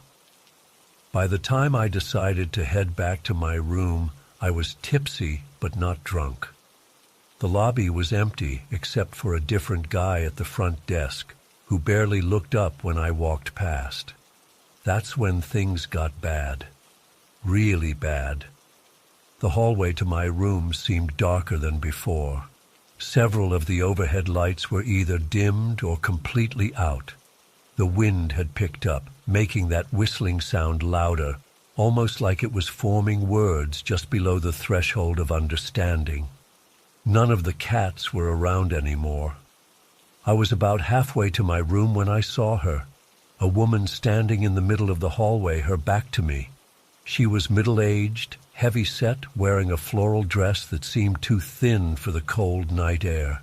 Her gray blonde hair was pulled back in a messy bun, and she was just standing there, muttering something. At first I thought she might be drunk or lost, maybe locked out of her room. As I got closer, I could hear what she was saying. "Need a waiter, need a waiter, where's the waiter?" I slowed down, not wanting to startle her. "Excuse me, ma'am, are you okay?" I called out, still about 15 feet away from her. She didn't respond, just kept mumbling about needing a waiter. I took a few steps closer. thinking maybe she was having some kind of medical issue, diabetic maybe, or having a stroke. I was reaching for my phone to call the front desk when she... God, I still see it when I close my eyes. Her head turned around. Not her body, just her head. It rotated a full 180 degrees with this wet, cracking sound like celery being snapped in half. Her body stayed facing away from me, but her face was now looking directly at me, twisted completely backward on her neck. Her eyes were milky white. Her mouth hung open in this perfect circle, like someone had carved it that way. And the sound she made, this faint rasping moan that seemed to come from somewhere deeper than her throat. I couldn't move, couldn't breathe, couldn't even scream. I just stood there, keys in hand, as she began to move toward me. But she didn't walk. That's the thing that keeps me up at night. She didn't walk. It was like something was dragging her. Her feet made these scuffing sounds against the carpet, leaving dark marks as she moved. Her arms hung limply at her sides, but her head remained fixed on me, that circular mouth never closing, those white eyes never blinking. When she was about 10 feet away, I finally broke from my paralysis. I backed up slowly at first, then turned and ran. I glanced back once to see her being pulled around the corner, those eyes still locked on me until the wall obscured her from view. I sprinted to my room, fumbling with the key card so badly I dropped it twice before managing to get the door open. Once inside, I slammed it shut, locked the deadbolt, and shoved the desk chair under the handle. I was hyperventilating, my heart pounding so hard I thought it might break through my ribs. For what felt like hours, I just sat on the edge of the bed, staring at the door, phone in hand, trying to decide who to call. The police? And tell them what? That I saw a woman whose head was on backward. They'd think I was drunk or high or crazy. Around midnight, the scratching started. Slow, deliberate sounds against my door, not like someone knocking to be let in, but like fingernails dragging across the wood. Scratch, scratch, scratch. Then a pause. Then that same rasping moan I'd heard in the hallway. Need a waiter? Need a waiter? The voice was right outside my door now, muffled but unmistakable. I held my breath, pressing myself against the headboard, as far from the door as possible. The scratching continued for almost an hour. Sometimes it would stop for a few minutes, making me think whatever was out there had left, only to start again more intensely. At one point, the door handle jiggled, testing the lock, and I had to stuff my fist in my mouth to keep from screaming. Around 2 a.m., the noises finally stopped. The silence that followed was almost worse. At least when I could hear it, I knew where it was. Now, it could be anywhere. Waiting, watching. I didn't sleep. How could I? I sat there all night, jumping at every creak of the building, every gust of wind, every distant sound that might have been a voice. I kept the lights on and the TV playing quietly, needing some reminder that the normal world still existed. As dawn broke, exhaustion had settled into my bones, leaving me jittery and hollow-eyed. I packed my bags without showering or changing clothes. I just needed to get out. The hallway looked different in the daylight, ordinary almost, but even in the morning sun it seemed darker than it should be, like the light couldn't quite penetrate it fully. And there was a smell, faint but unmistakable, like meat left too long in the fridge. I practically ran to the lobby, dragging my suitcase behind me. The morning clerk was a young woman who smiled brightly as I approached. "Checking out already? Your reservation was for 2 nights," she said, typing something into the computer. "Change of plans," I managed to say, pushing my credit card across the counter. "Family emergency." She nodded sympathetically. "I hope everything's okay. Did you enjoy your stay otherwise? I almost laughed. It was memorable. That's good to hear. We pride ourselves on giving guests a unique experience, she said, handing me my receipt. Will you be returning to Grayview soon? No, I said firmly. I don't think so. As I walked to my car, I noticed something that made my blood run cold. There, near the edge of the parking lot, were 3 of those stray cats I'd seen the day before. They were sitting in a perfect line, all facing me, perfectly still. And behind them, just visible at the tree line, was what looked like a deer standing on its hind legs. I drove out of there so fast I nearly hit a truck pulling into the lot. I didn't stop driving until I was 3 states away, and I haven't stayed in another hotel since. I've been sleeping in my car at well-lit rest stops, keeping the engine running and the doors locked. But here's the thing that really terrifies me. These encounters, the ferret, the deer, the woman with the backwards head, they're not random. They're connected somehow, each one more disturbing than the last, each one closer to me, like they're building up to something. I've marked July 23rd on my calendar. I don't know why that date exactly, but something in my gut tells me that's when whatever this is will come to a head. That gives me 5 months to figure out what's happening and how to stop it. I keep going over the details in my mind, looking for patterns, for anything I might have missed. The twisted woman's words, "need a waiter," seemed so specific. The way those cats were lined up in the parking lot, the business-suited deer, the impossible ferret. What connects them? Sometimes I wonder if I'm losing my mind, if this is all some kind of breakdown. But then I remember the sound of that woman's neck rotating, and I know it was real. Too real.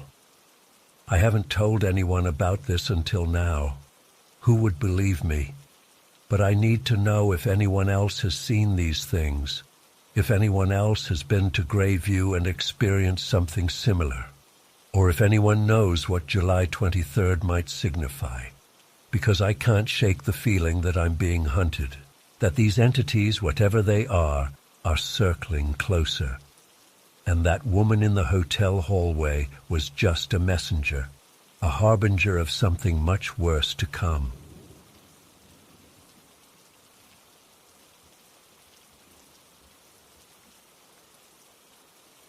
For context, I've lived in Oakwood Heights for about 3 years now. It's your typical suburban neighborhood. Nice enough houses with 2 perfect lawns, families with 2.5 kids, that whole vibe. I work late shifts at the hospital. I'm a nurse, which means I'm usually getting home around 1 a.m. My dog Ren is this super chill golden retriever who's basically unfazed by everything. He's been my walking buddy since I moved here. Our routine was always the same. I'd get home from work, drop my stuff, and take Ren for a half-hour walk to decompress. Most people thought I was crazy walking that late, but it was peaceful. I liked the quiet, the empty streets.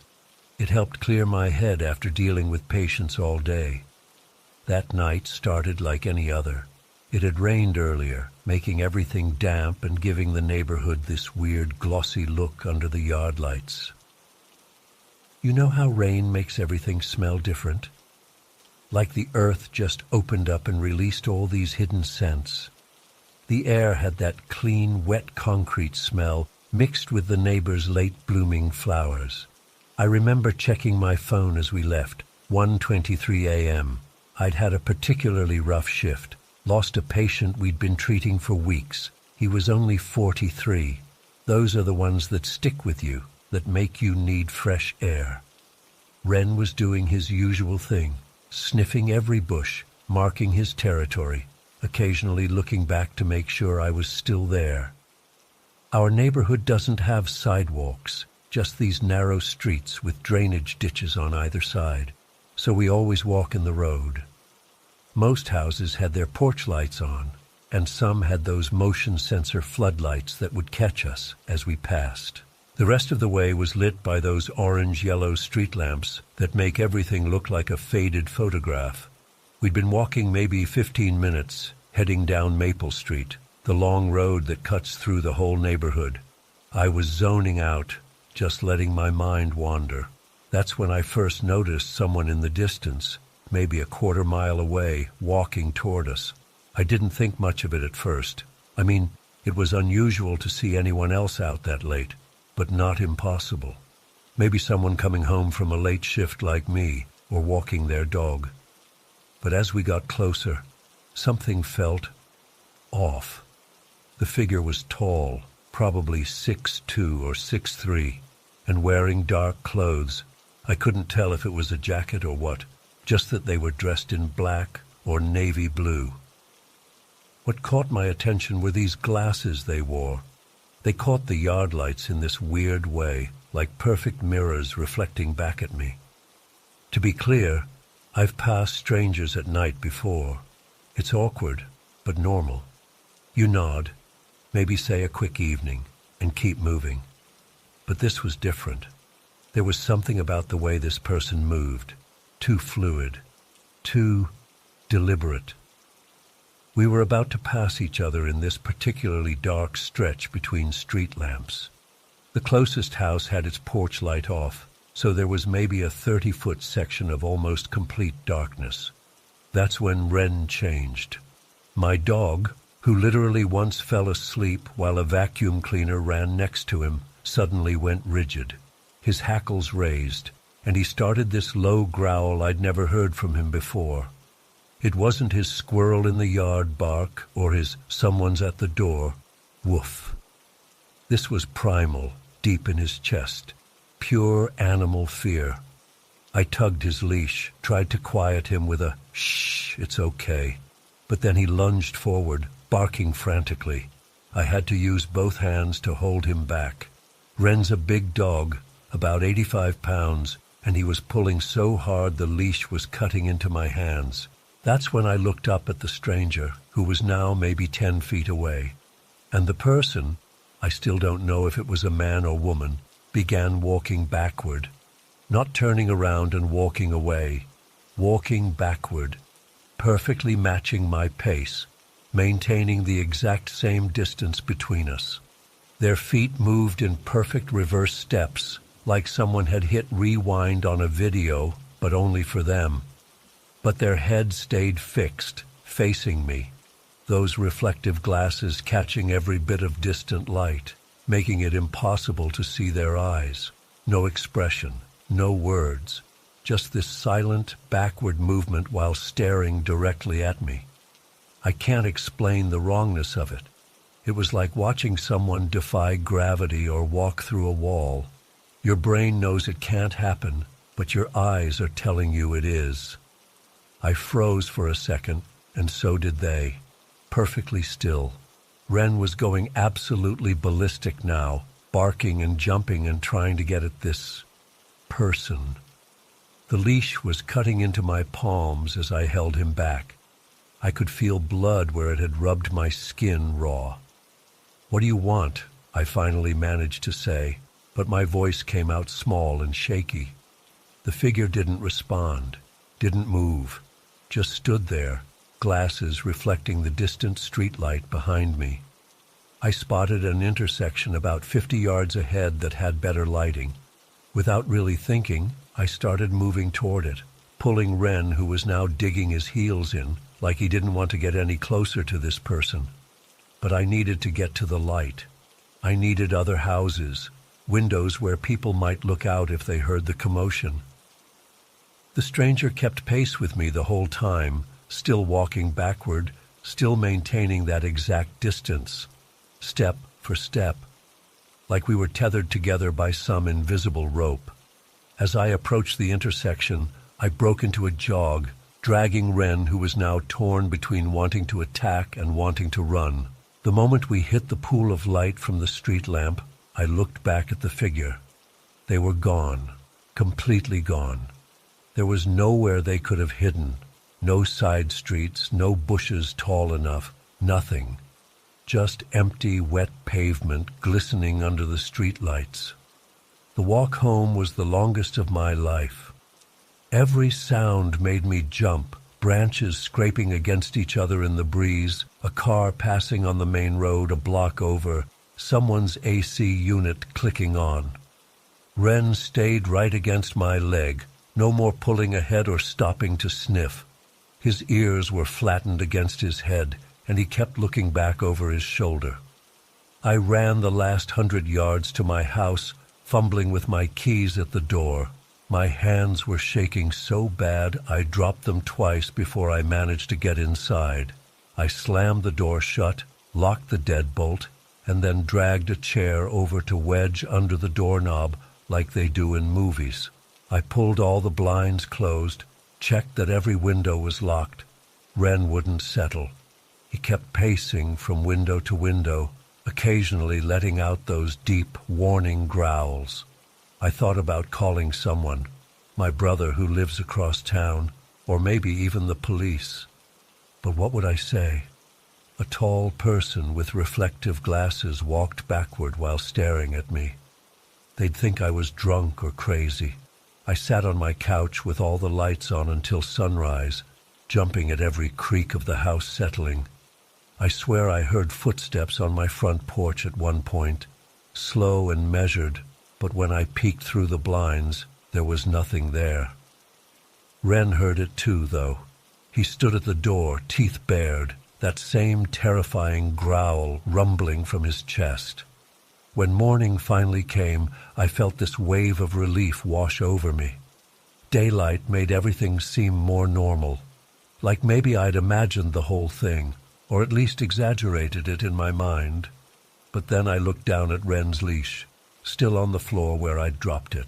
There were deep teeth marks in the leather handle, places where Ren had clamped down so hard he'd nearly bitten through it, and my hands had these raw red lines across the palms where the leash had cut into them.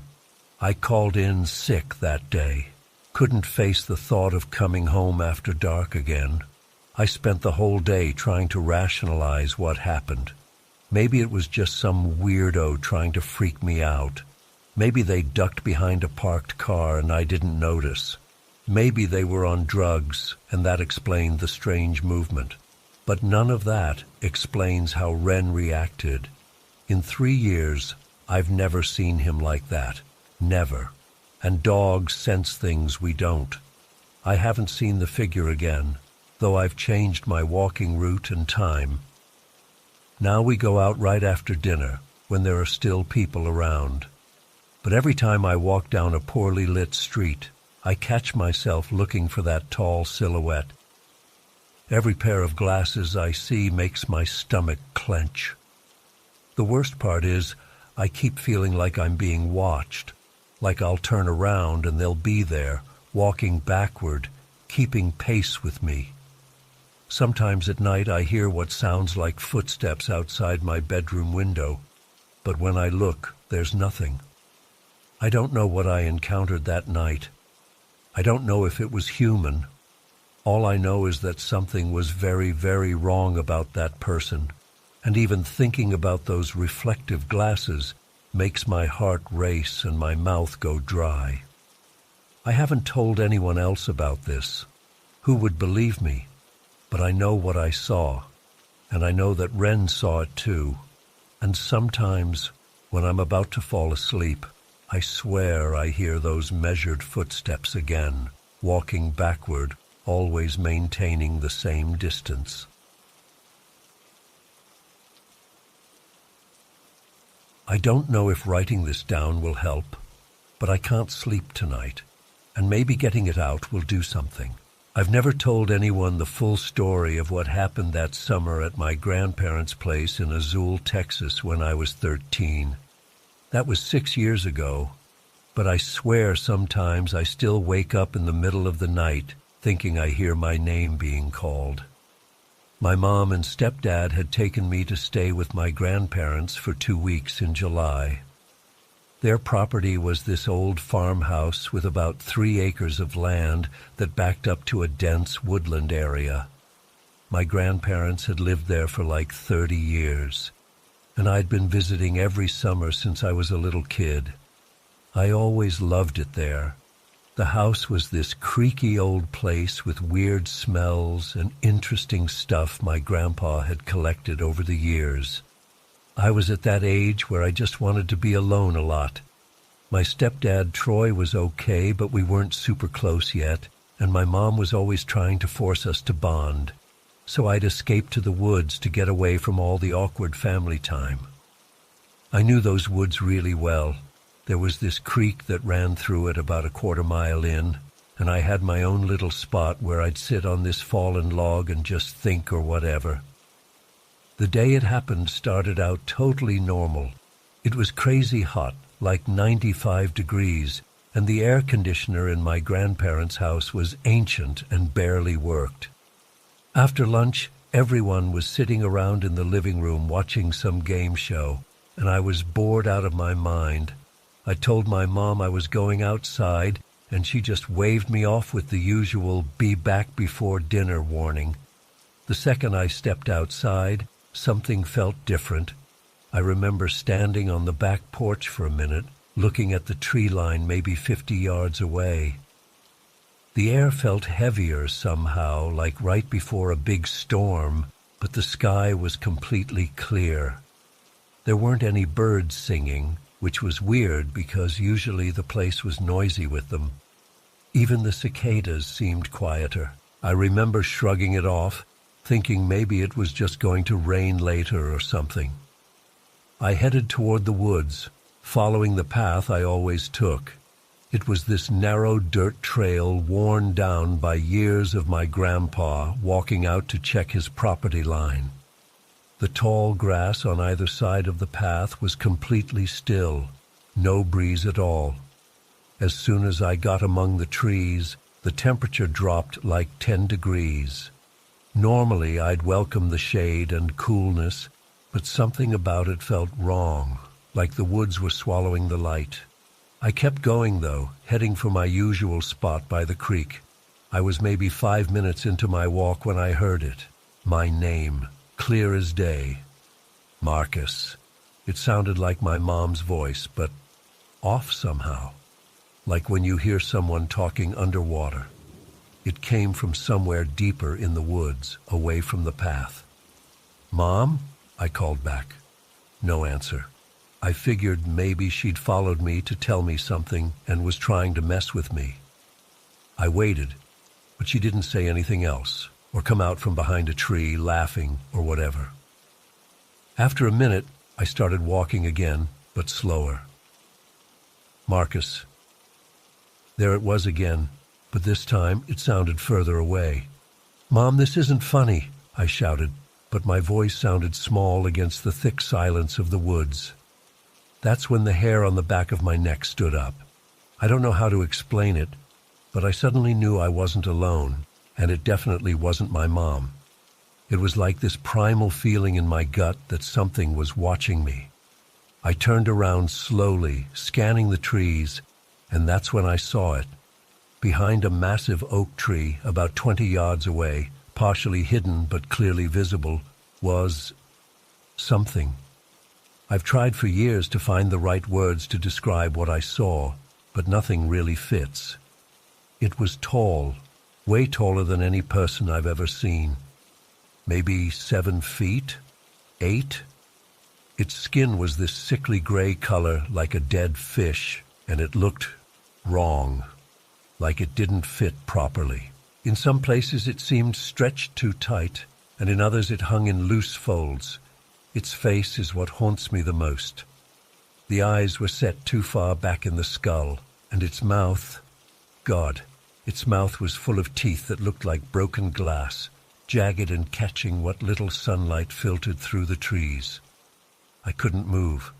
It's like my brain shut down completely.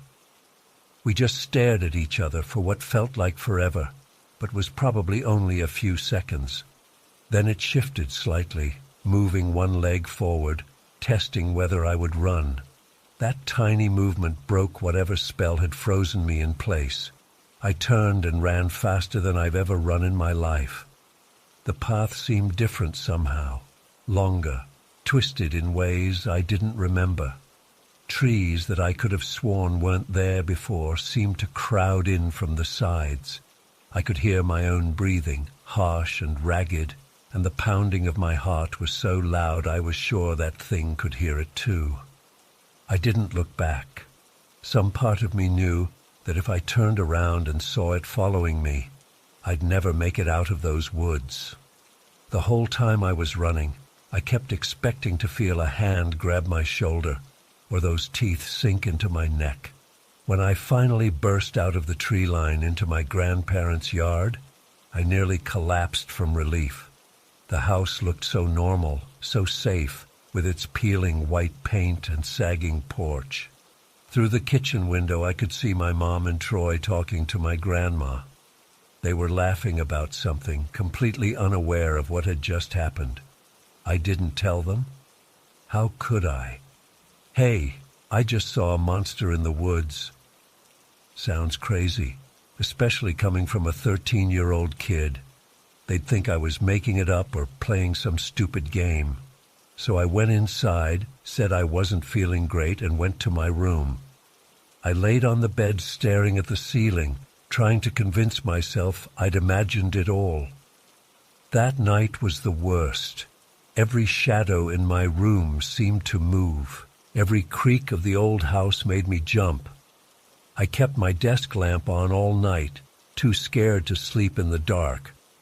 When I finally did drift off near dawn, I had these terrible dreams where that thing was standing in the corner of my room, just watching me, getting closer every time I blinked.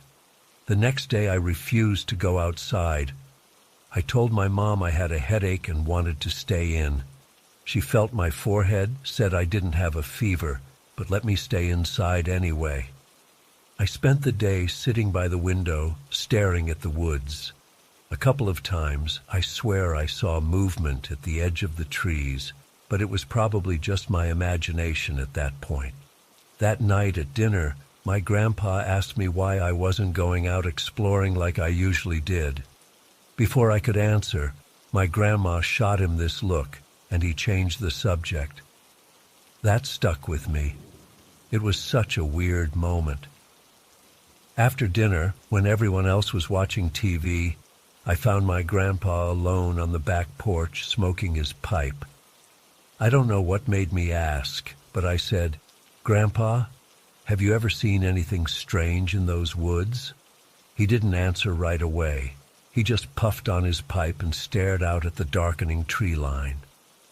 When he finally spoke, his voice was quiet, like he didn't want anyone inside to hear.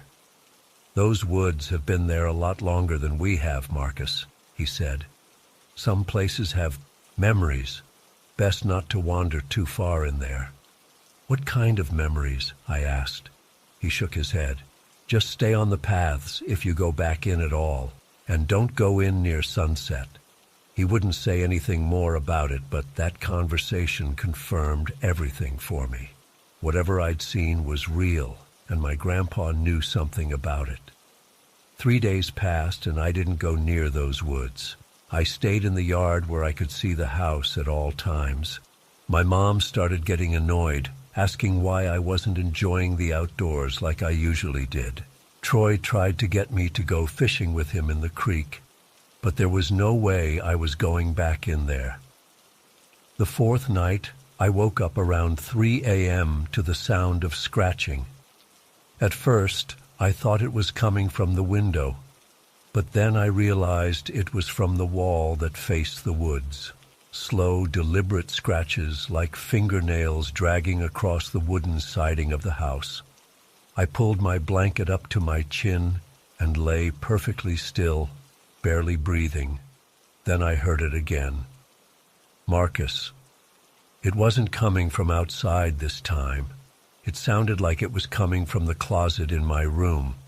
That same distorted version of my mom's voice, but this time with this weird clicking sound underneath it. I wanted to scream, to call for my mom or grandpa, but I couldn't make a sound. The door to my room was closed, and the closet was right next to it. To get out, I'd have to pass by the closet. I don't know how long I lay there, but eventually the scratching stopped. The sun came up, and nothing had come out of the closet. When I finally got up the courage to check, there was nothing there but my grandpa's old winter coats and some boxes. That morning, I broke down at breakfast. I didn't tell them everything, just that I'd seen something scary in the woods, and now I was hearing noises at night. My mom thought I was having nightmares because of some movie I must have watched. Troy actually seemed concerned and offered to go check out the woods with me. "No!" I said it so forcefully that everyone at the table jumped. "I mean, no, it's okay. I'm just being stupid." My grandparents exchanged this look that I still think about. Not like they thought I was making it up, but like they were worried about something. That day, I noticed my grandparents' dog, this old black lab named Buddy, wouldn't go near the edge of the yard closest to the woods. He'd always loved running around out there, but now he just sat on the porch, watching the tree line with his ears perked up. At one point, I saw him start growling at nothing I could see, the hair on his back standing straight up. That night, I insisted on sleeping in the living room on the couch.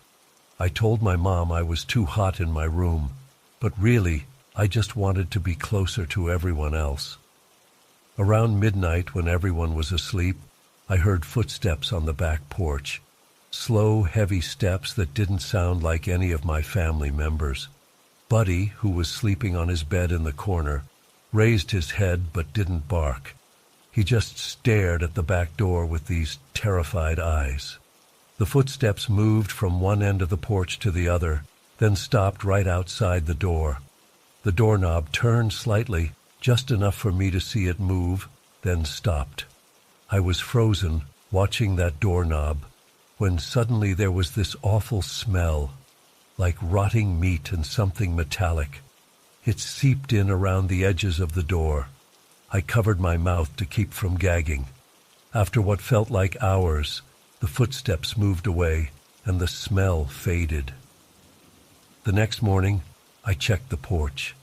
There were these weird marks in the wood, like something heavy had been dragging itself back and forth. When I showed my grandpa, he just said it was probably raccoons and nailed a piece of wood over the worst of the scratches. We were supposed to stay for 3 more days, but I couldn't take it anymore. I faked being really sick. Easy enough since I hadn't been sleeping and probably looked terrible. My mom decided we should head home early. As we were packing up the car, I kept glancing at the woods, half expecting to see that thing watching us leave. My grandpa pulled me aside before we left and pressed something into my hand. It was this small stone with a hole naturally worn through the middle, attached to a leather cord. "Keep this with you, especially at night," he said quietly. "Some things can't cross certain boundaries unless they're invited." "What things, Grandpa?"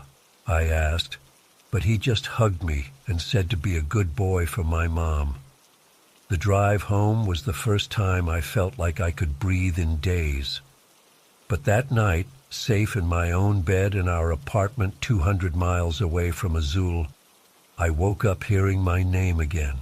That same distorted voice right outside my bedroom window, which was impossible because we lived on the 3rd floor. Marcus. I kept that stone my grandpa gave me under my pillow every night after that. Eventually, the voice stopped. The nightmares became less frequent. By the time I started high school, I'd almost convinced myself I'd imagined the whole thing. Almost. Last year, my grandpa died. Heart attack. At the funeral, my grandma pulled me aside and asked if I still had the stone he gave me. When I told her yes, she seemed relieved and said I should never lose it. After everyone had left, I walked through my grandparents' house one last time. My mom was helping my grandma sort through some papers in the kitchen. I found myself drawn to my grandpa's study, a room I'd never spent much time in as a kid. There was this old bookshelf against one wall. On the bottom shelf, behind some photo albums, I found this weird leather-bound journal. It was my grandpa's handwriting, but it looked older, the pages yellowed. I flipped through it, and my blood went cold. He'd drawn it, the thing from the woods. The proportions were exact. The two long limbs, the sunken eyes, the jagged teeth. Underneath he'd written, "It knows names. It mimics voices. Don't answer if it calls you." There were dates going back decades, sightings, encounters. Not just my grandpa, but other people in Azul, too. The last entry was from the summer I'd stayed there. It just said, "It's taken an interest in Marcus. God help him." I took the journal. My grandma saw me with it as I was leaving and just nodded, like she knew I needed to have it. I haven't been back to Azul since the funeral. I don't think I ever will. But sometimes, when I'm half asleep, I still hear my name being called in that wrong version of my mom's voice. And last week, I woke up to find scratches on my bedroom wall. From the inside, I still have the stone. I still sleep with it under my pillow. And I still find myself looking over my shoulder every time I walk past a wooded area, no matter where I am. Because deep down, I know that whatever that thing was, it isn't confined to my grandparents' property, and I think it's still looking for me.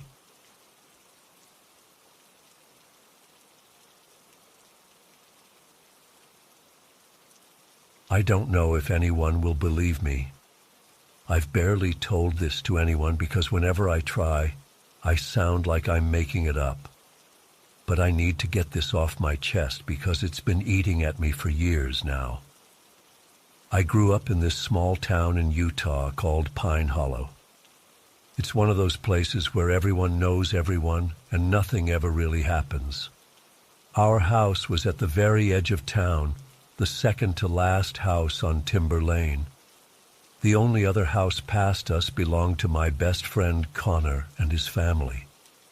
After that, the road curved into this abandoned cul-de-sac that nobody ever used. The developers had planned to build more houses there, but ran out of money or something, so it was just this weird dirt circle with weeds growing through the cracks in the pavement.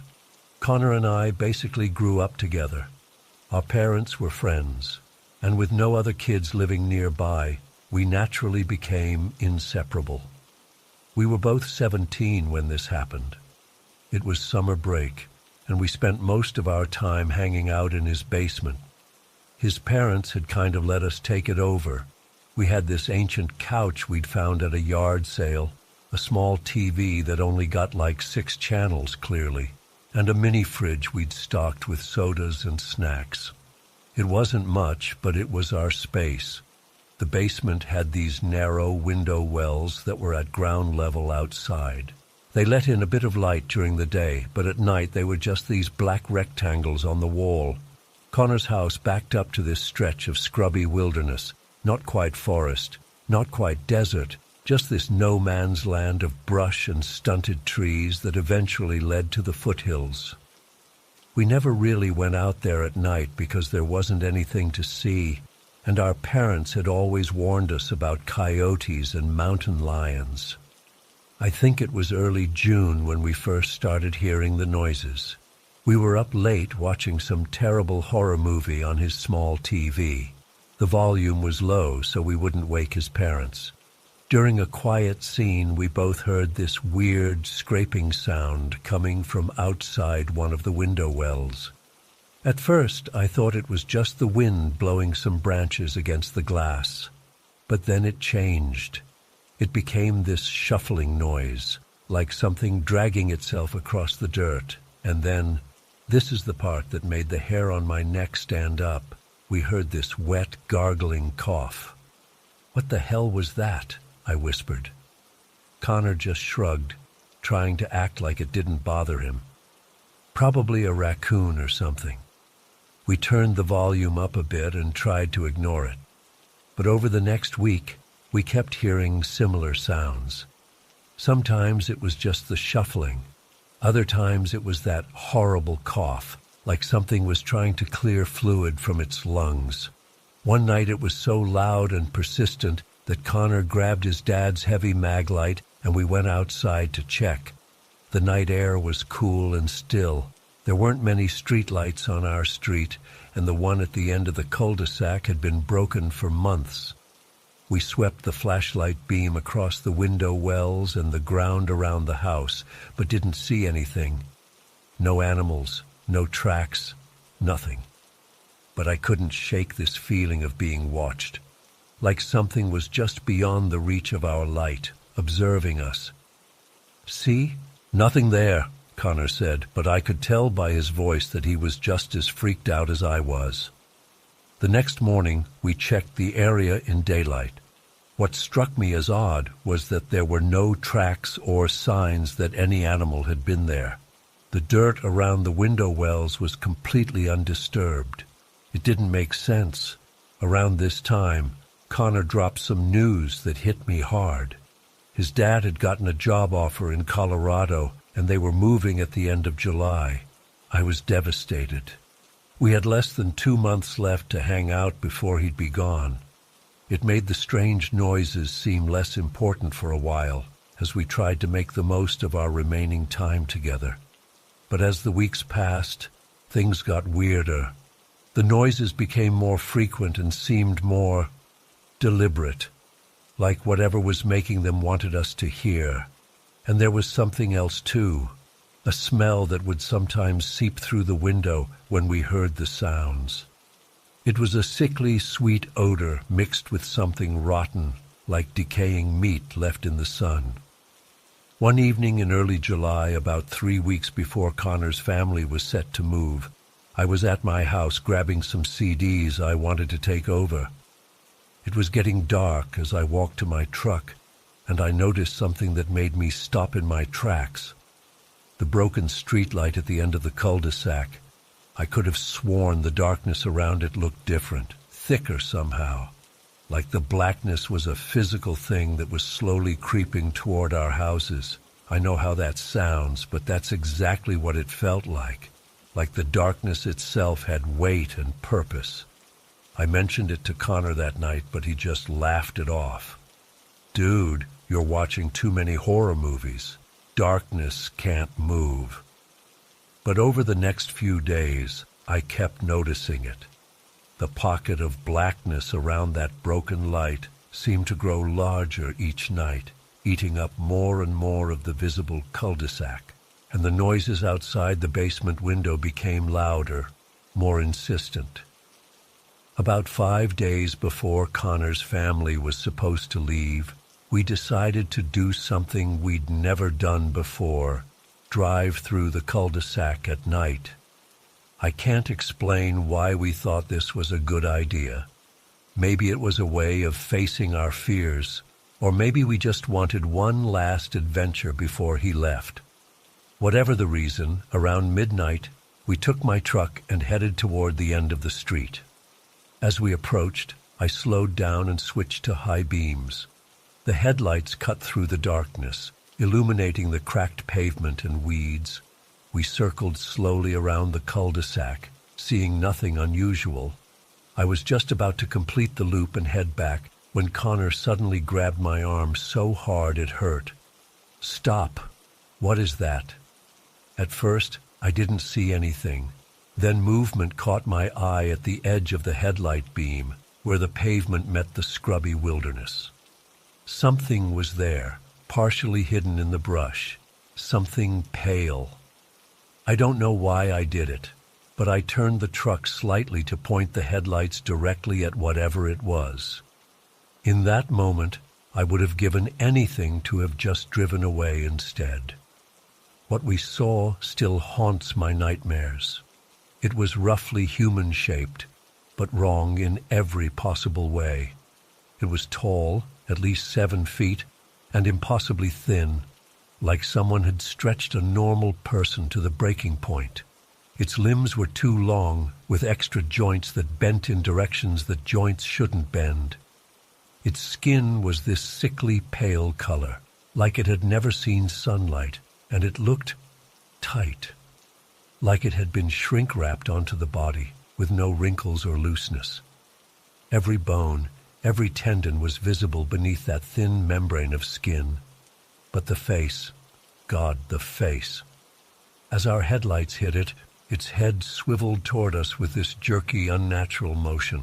Its mouth was stretched into this horrible grin that went almost ear to ear, like a snake unhinging its jaw to swallow something too large. The teeth inside were small and pointed, too many of them crammed into that gaping maw.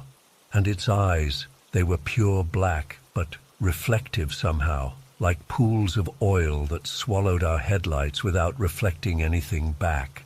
For maybe 3 seconds, we just stared at each other, us frozen in horror inside my truck and that thing, standing motionless at the edge of the light. Then it moved. I can't properly describe how it moved.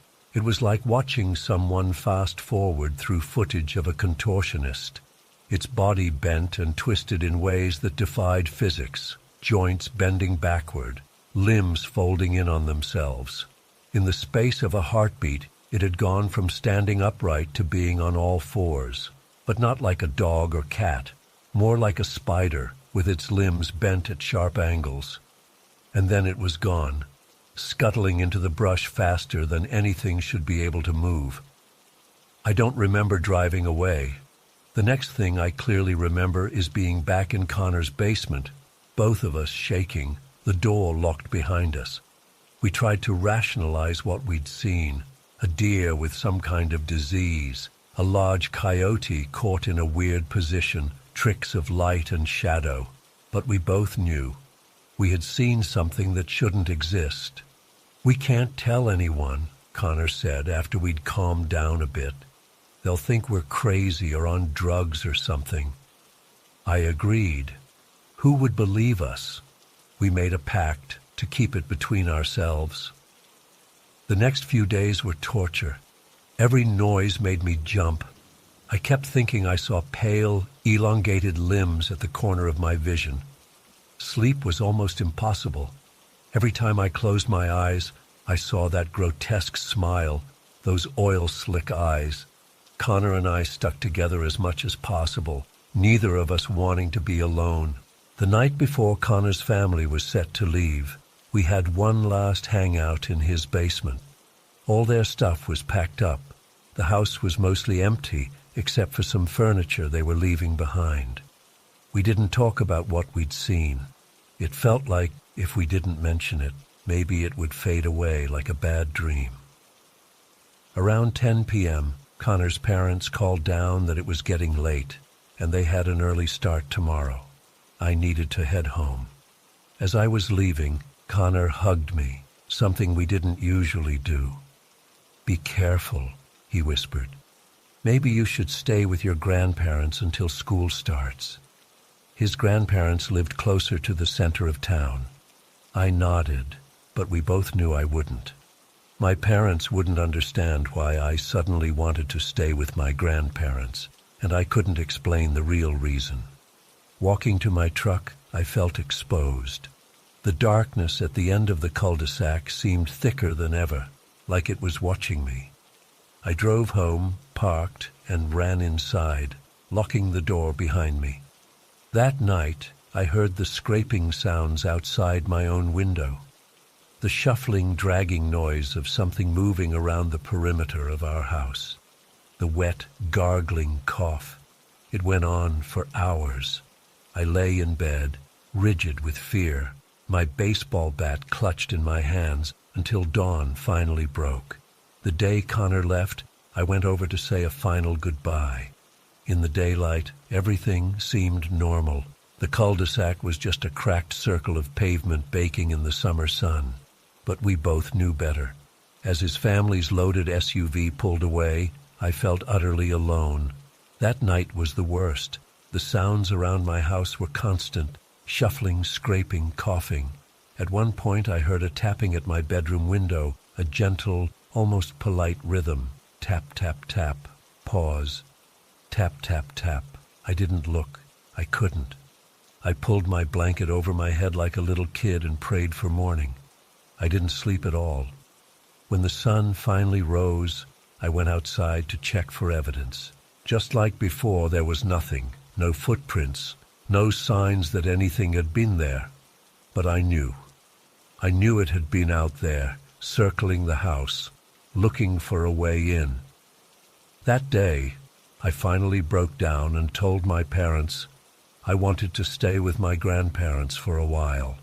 I made up some story about wanting to help them with yard work before school started. They looked at me strangely, but agreed. I stayed with my grandparents for the rest of the summer, in town, surrounded by other houses and street lights that actually worked. I felt safer, but not safe, never completely safe, because sometimes even there I would catch a whiff of that sickly sweet rotting smell or glimpse something pale moving just at the edge of my vision. Connor and I stayed in touch via phone and email, but we rarely mentioned that night. When we did, it was in this coded way, like we were afraid that talking about it directly might somehow summon that thing. He seemed to be doing better in Colorado, putting distance between himself and what had happened. But I still live in Pine Hollow. My parents still live in that same house at the edge of town. I moved out as soon as I graduated high school, got an apartment downtown. I visit them regularly, but only during daylight hours. I always make sure to leave well before sunset. I've made up excuses about night classes or work schedules to explain why I never stay overnight. They've mentioned that sometimes they hear strange noises around the house at night. Scratching sounds, they say. Probably raccoons or the wind in the trees. They've noticed that animals seem to avoid our yard and the cul-de-sac. No birds nest there, no squirrels or rabbits in the garden. I nod and change the subject. It's been 5 years now since that night. I still have nightmares about that twisted, grinning face. I still wake up sometimes thinking I can hear that wet, gargling cough outside my window. I still can't stand being alone in the dark. I don't know what we saw that night. I don't know if it was some kind of malformed human, some undiscovered animal, or something else, something that shouldn't exist in our world. All I know is that it was real, and it's still out there, lurking at the edges of civilization, in that pocket of darkness where the streetlight doesn't reach. Sometimes I drive past my parents' house at dusk, and I look toward the cul-de-sac. The darkness there always seems deeper than it should be, and sometimes, just for a split second, I think I can see something pale moving within it, something with too many joints and a mouth stretched too wide. I never stop. I never slow down. I just drive away as fast as I can, heart pounding, the memory of those oil-black eyes burned into my mind. Because I know what waits in the darkness at the end of the street, and I know it remembers me too.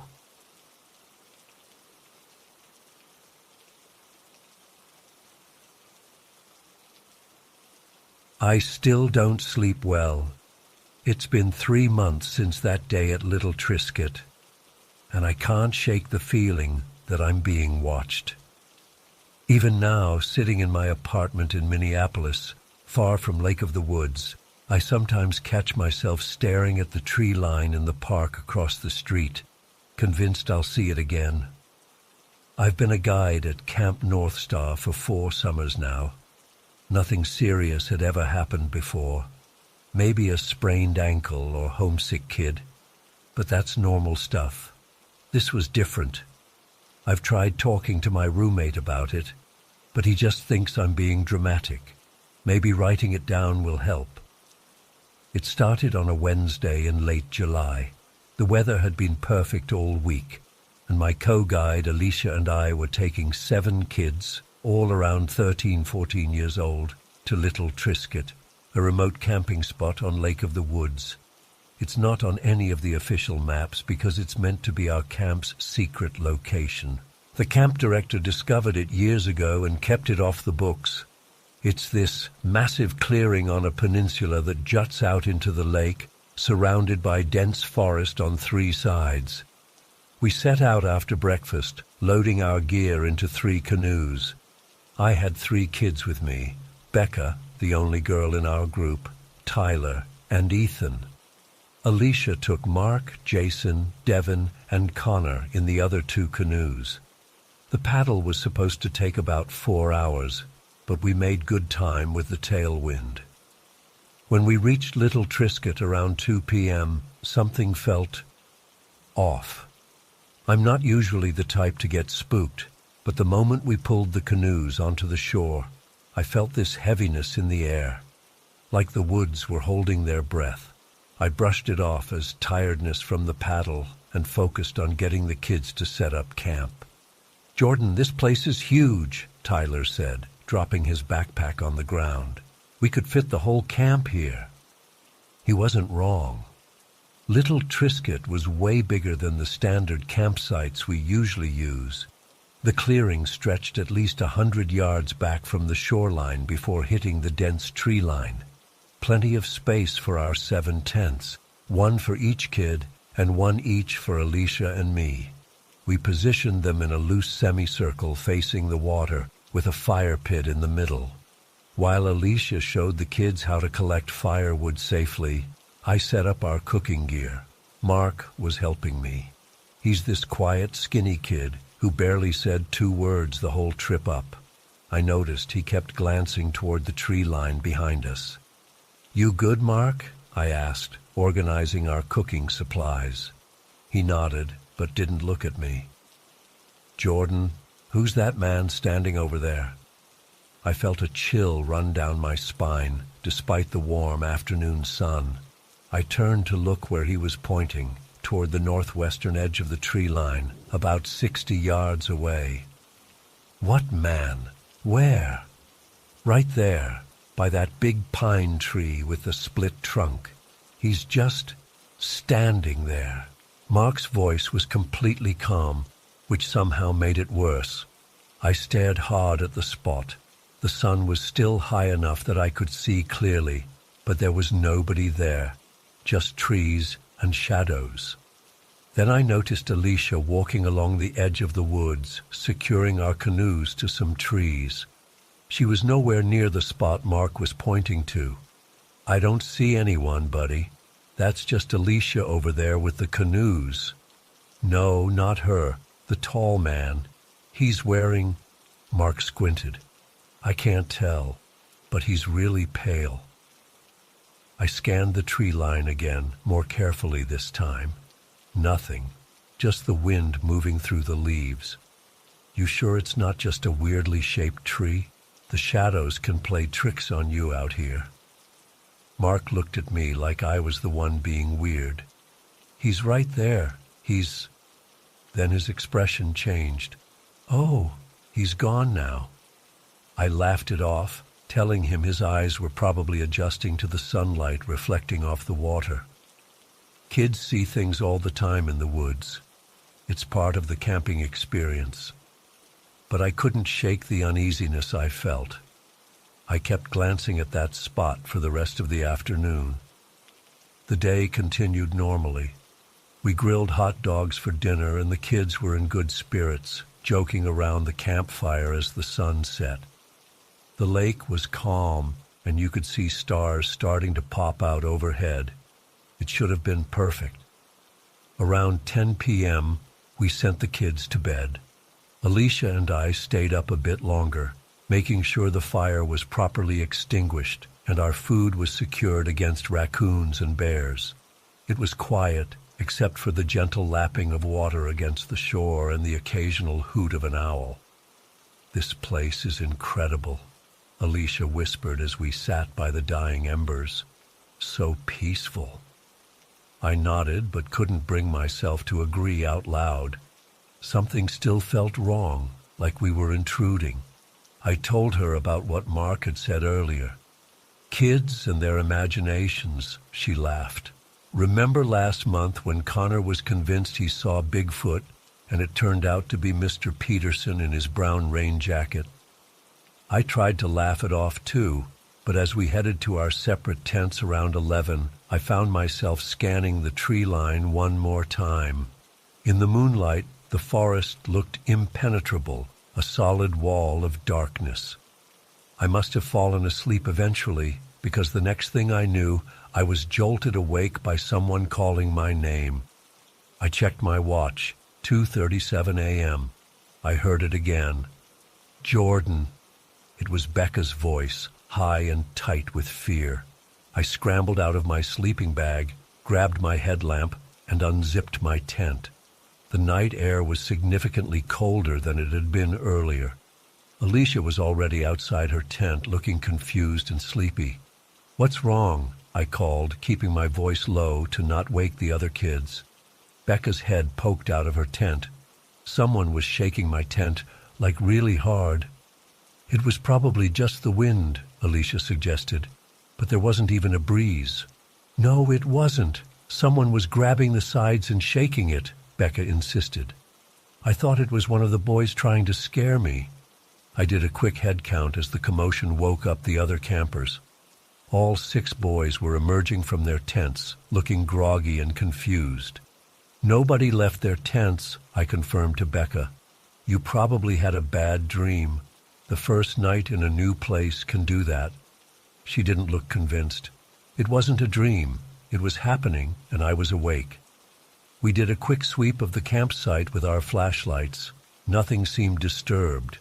No footprints in the soft earth around the tents that couldn't be accounted for. No sounds from the woods. Everything was still. Too still, like the forest was holding its breath again. "Let's all go back to sleep," Alicia suggested. "We've got a big day tomorrow." The kids reluctantly returned to their tents. I heard them whispering to each other but couldn't make out what they were saying. Before going back to my tent, I walked the perimeter of our campsite, shining my flashlight into the trees. The beam only penetrated about 15 feet before the darkness swallowed it. I didn't sleep much after that. I kept thinking about what Mark had seen earlier, and now Becca's tent. Coincidences, I told myself. Kids getting spooked in the woods happens all the time. The first light of dawn was a relief. I got up around 5:30 a.m. and started preparing breakfast. Alicia joined me a few minutes later, looking as tired as I felt. "Rough night?" I asked. She nodded. I kept hearing, I don't know, like footsteps circling the campsite, but every time I listened harder, there was nothing. That sent another chill through me, but I didn't get a chance to respond because Becca emerged from her tent, marched straight over to us, and thrust something into my hand. "Look at this," she demanded. It was one of her tent stakes, a heavy-duty aluminum one that we used for the rocky terrain around the lake, except it wasn't straight anymore. It had been bent at a perfect 90-degree angle. Not just bent, it looked almost as if it had been folded, with no signs of stress or fracturing at the bend. "All 4 of them are like this," Becca said. "That's why my tent was sagging this morning." I examined the stake carefully. These things are designed to withstand being hammered into hard ground and resist the pull of the tent in heavy winds. You couldn't bend one like this with your hands. You'd need tools, and even then it would show strain marks. "Did you do this?" I asked Alicia, hoping for a rational explanation. She shook her head, eyes wide. "No way." By now the boys were awake too, gathering around to see what was happening. I showed them the stake and they all started talking at once. "That's impossible. How did—" "Let me see that." Mark was the only one who didn't say anything. He just stared at the stake, then looked up toward the tree line, the same spot as yesterday. "Let's pack up," I decided suddenly. "We're moving to a different site today." No one argued. We skipped the usual morning activities and had a quick breakfast of granola bars and fruit. The kids were unusually efficient in breaking down their tents and packing their gear. No one wandered off to explore or complained about leaving so early. They wanted out as much as I did.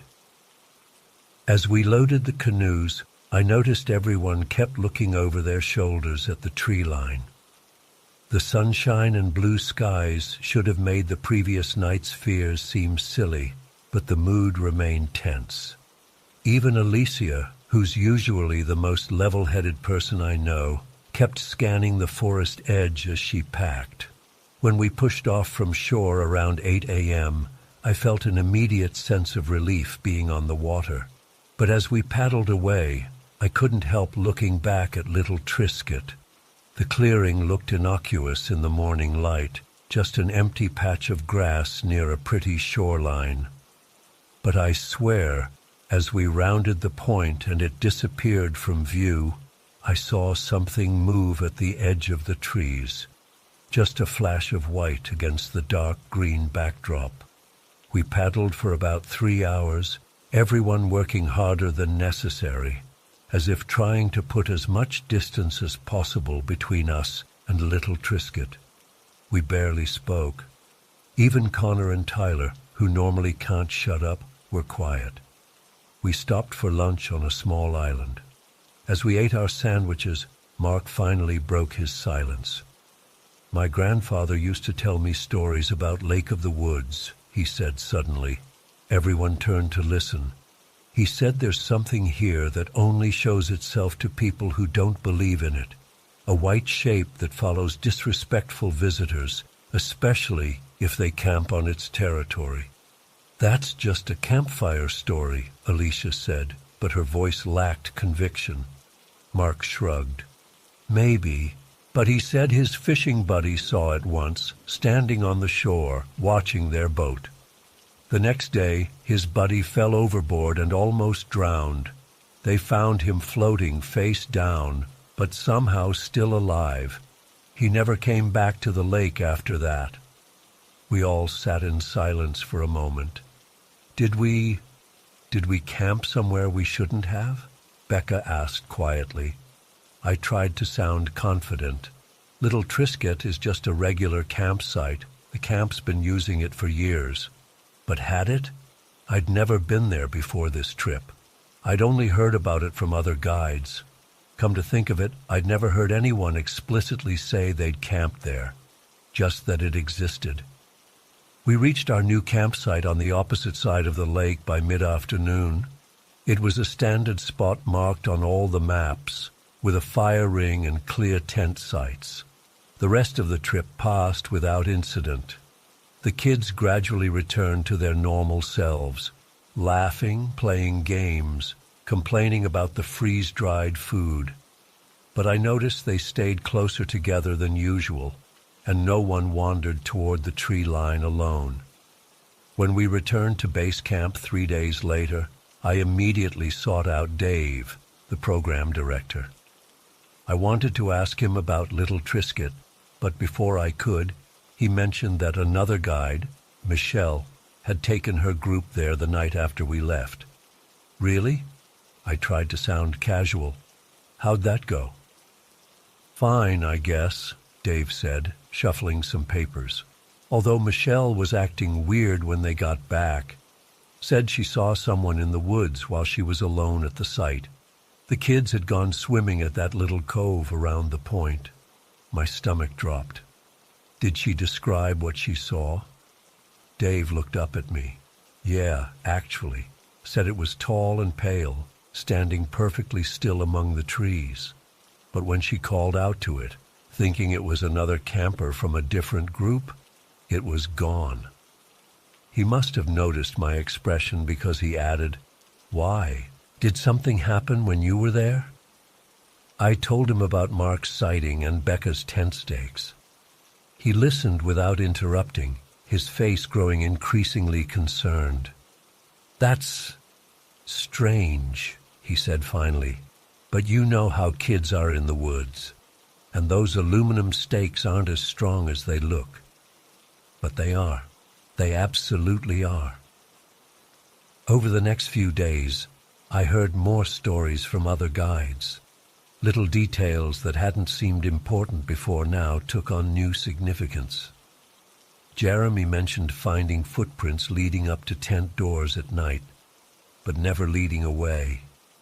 Sarah talked about hearing tapping on her tent canvas while camping near one of the supposedly haunted islands. Rob swore he saw something slip into the water near dusk, something too large to be a fish, but moving too smoothly to be a person. Even back at base camp, I couldn't shake the feeling of being watched.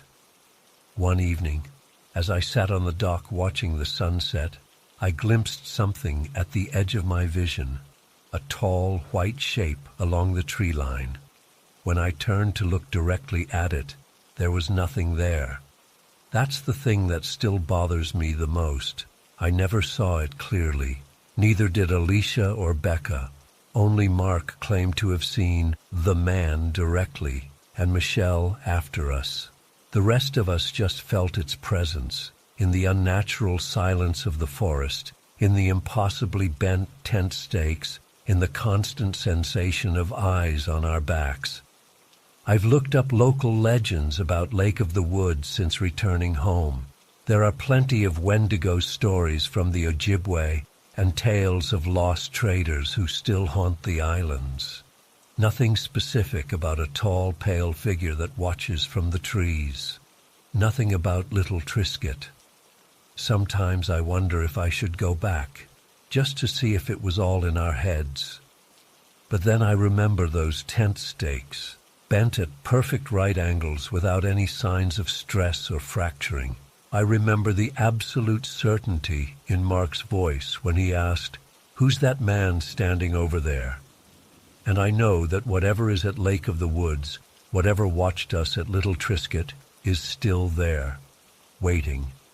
Maybe for someone who doesn't believe, or maybe for someone who comes back.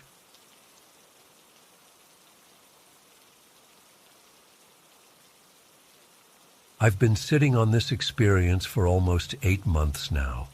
I haven't told anyone outside my immediate family because, honestly, who would believe me?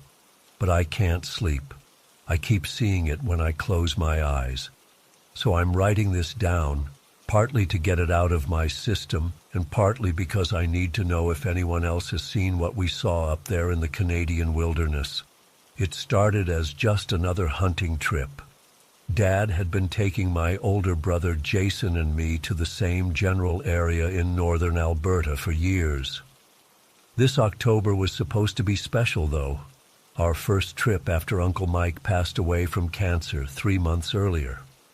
Uncle Mike was Dad's brother and had always been part of our hunting trips until his diagnosis 2 years ago.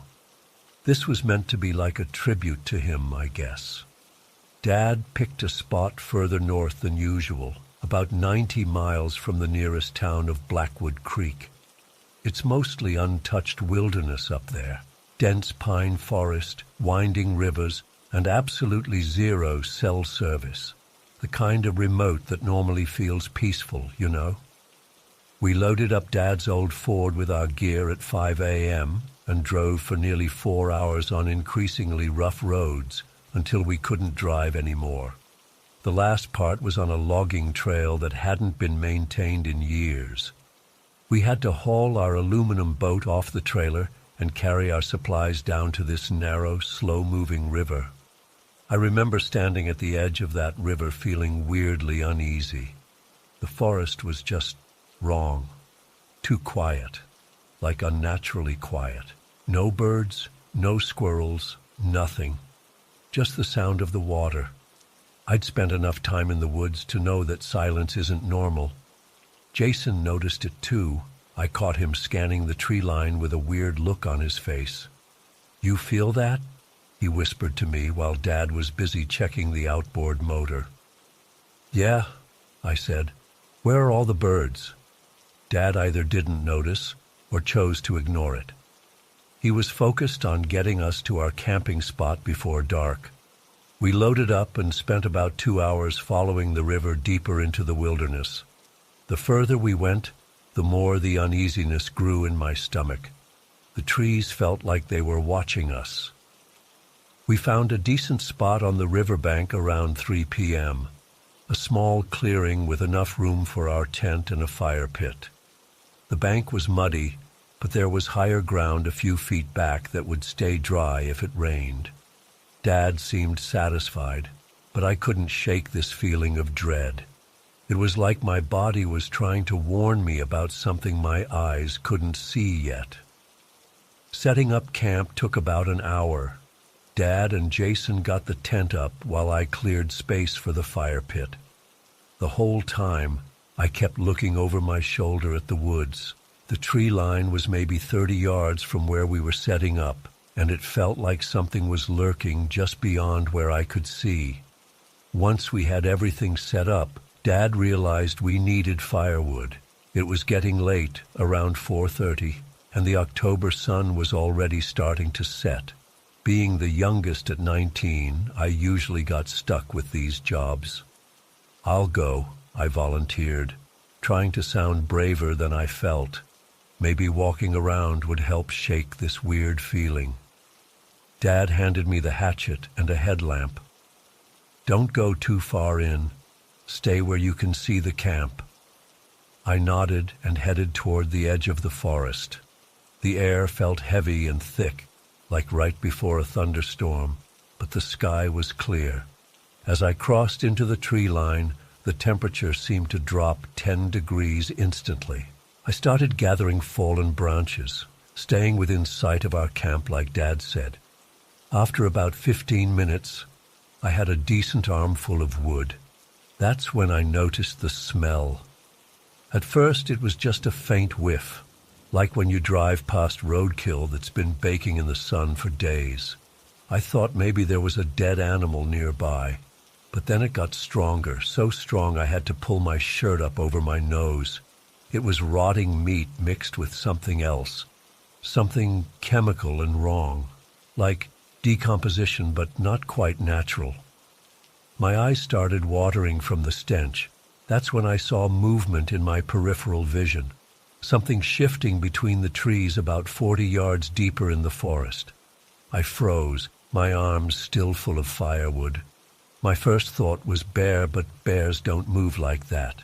This was more fluid, almost like a person but too tall, too jerky. I squinted, trying to make out what I was seeing in the fading light. The branches of a pine tree seemed to bend, forming what looked like Jesus. It looked like a face, a human face, contorted and twisted in the foliage. I was about to run back to camp when I heard it. A voice, calling my name. "Marcus." It was Uncle Mike's voice, exactly his voice, with that slight rasp from years of smoking. "Marcus, come here.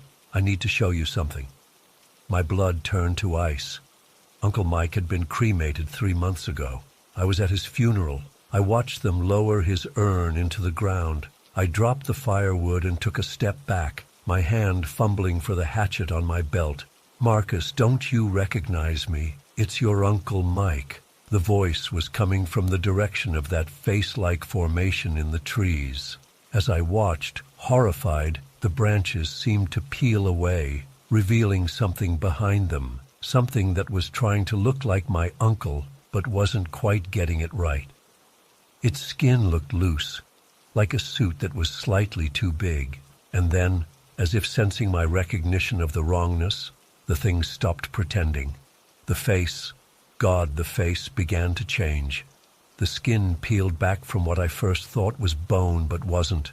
It was something white and hard, but it moved like muscle, pulsing and shifting. The thing that wasn't my uncle smiled with too many teeth. "Come closer, Marcus. I've missed you." My legs wouldn't move. I was frozen in place as this thing took a step toward me. Its movements were all wrong, like watching a spider trying to walk on its hind legs. Its limbs bent at angles that weren't possible for human joints. "I've been waiting for you," it said, still using my dead uncle's voice. "We all have. Come with me deeper. The others want to meet you."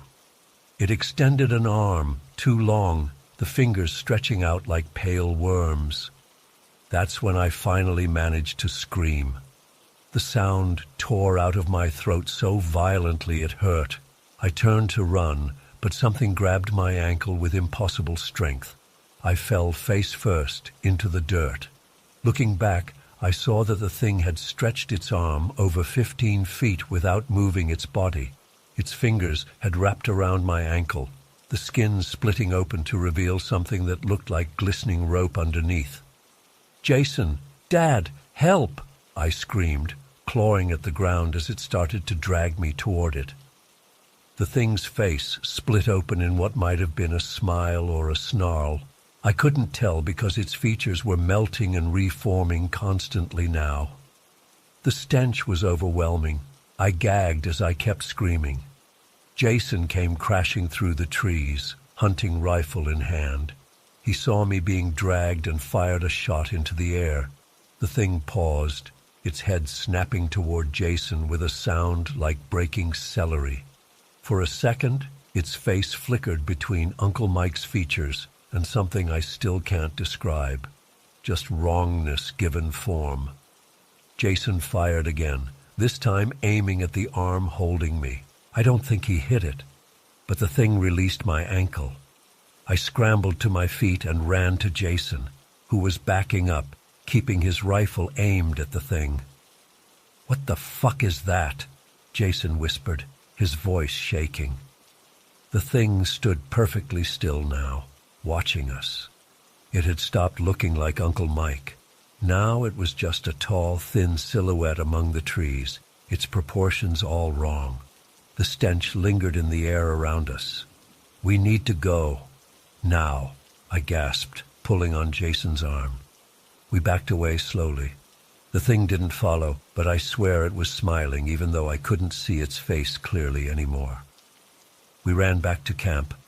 Dad was standing by the fire pit, looking worried. "What happened? I heard shots," he said, then noticed my mud-covered clothes and wild eyes. "Marcus, what's wrong?" Jason and I tried to explain what I'd seen, what had tried to drag me deeper into the forest. Dad's face went pale. "Get in the tent, now, both of you," he ordered, grabbing his shotgun from beside his pack. "We need to leave," I insisted, my voice still shaking. Dad shook his head. "It's almost dark. We can't navigate the river at night. We'll leave at first light." We spent that night in pure terror. Dad built the fire up bigger than we'd ever had on previous trips. We sat with our backs to it, facing the tree line, weapons ready. Nobody slept. The stench would come and go in waves, like the thing was circling our camp, staying just beyond the light. Several times during the night I saw tall shapes moving between the trees. Not just one, several. They never came into the light, but I could hear whispering. Voices calling our names, sometimes in Uncle Mike's voice, sometimes in voices I didn't recognize. At one point I swear I saw eyes reflecting the firelight from at least 7 feet off the ground. Yellow-green, like a cat's, but much larger. Dad saw them too. He fired a warning shot that echoed through the trees. The eyes disappeared, but the feeling of being watched never did. Jason kept muttering about how the thing's arm had stretched, how its face had changed. Dad just kept feeding the fire, his expression grim. "Don't look at them," he finally said around 3 a.m., "and don't listen if they call your name." The way he said it, like he knew something about these things, sent a chill down my spine that had nothing to do with the October night. "Dad, what are they?" I asked. He just shook his head. "We'll talk when we're home." As soon as there was enough light to see, we packed up faster than we ever had before. Nobody mentioned going hunting. The only goal was getting the hell out of there. We left the firewood I'd dropped. Left some food supplies, too. Anything to save time. The boat ride back was tense. Dad pushed the little outboard motor to its limits. Jason and I kept watching the shoreline, flinching whenever branches moved. The forest seemed alive in a way that had nothing to do with wildlife. Several times I saw movement keeping pace with our boat, something tall and thin running between the trees along the shore. It moved too fast, too smoothly to be human. Dad saw it too. He just gunned the motor harder. When we finally reached the truck, we threw everything in haphazardly and took off down that logging road like demons were chasing us. Maybe they were. Back in Blackwood Creek, Dad made us promise not to talk about what happened, not to anyone. But that night, Jason came to my room. I had a dream about that thing, he said, sitting on the edge of my bed. It was calling my name, saying it's waiting for us to come back. I felt sick because I'd had the exact same dream. The next day, Dad took us to see an old Cree man who lived on the outskirts of town. Mr. Piapo was in his 80s and known as a medicine man. Dad had never shown any interest in indigenous spirituality before, but he seemed to know Mr. Piapo well. The old man listened to our story without interruption, nodding occasionally as if we were confirming something he already knew. When we finished, he looked at Dad. "They found you again, Joseph," he said softly. Dad just nodded, looking more tired than I'd ever seen him. Mr. Piapo performed some kind of ritual with sweet grass and cedar. He gave each of us a small leather pouch to wear around our necks. Protection, he called it. I don't know what was inside, but I haven't taken mine off since. It helped with the dreams for a while, but they've been coming back lately. That's why I'm writing this now. Dad finally told us that when he was younger, he and Uncle Mike had experienced something similar in those same woods. He wouldn't go into details, just said they'd been followed for years afterward. That's why Uncle Mike started drinking so heavily. Dad thinks whatever these things are, they can latch onto families, generations even. Mr. Piapo called them skin dancers, beings that can take on the appearance of people you know, especially the recently dead. He said they feed on fear and grief, and once they've marked you, they never really let go. I don't know what to believe anymore. All I know is that I can't go near forests now without feeling watched. I sleep with the lights on, and sometimes at the edge of my yard where it meets the tree line, I catch whiffs of that same rotting smell. Jason's been having nosebleeds. Dad says it's just stress, but Mr. Piapo looked concerned when we told him. Last week, I thought I saw Uncle Mike standing at the edge of my backyard, half hidden by a pine tree. When I blinked, he was gone, but the branches seemed to form a face for just a second afterward. I don't know what these things want from us, or why they chose our family. All I know is they're still out there, waiting. And sometimes, when the house is quiet at night, I swear I can hear Uncle Mike's voice calling my name from somewhere in the darkness. If anyone else has encountered something like this in the northern wilderness, please let me know. I need to understand what we're dealing with, because I don't think they're going to leave us alone. And whatever you do, if you're out in the woods and hear a familiar voice calling you from between the trees, run. Don't look back. It's not who you think it is.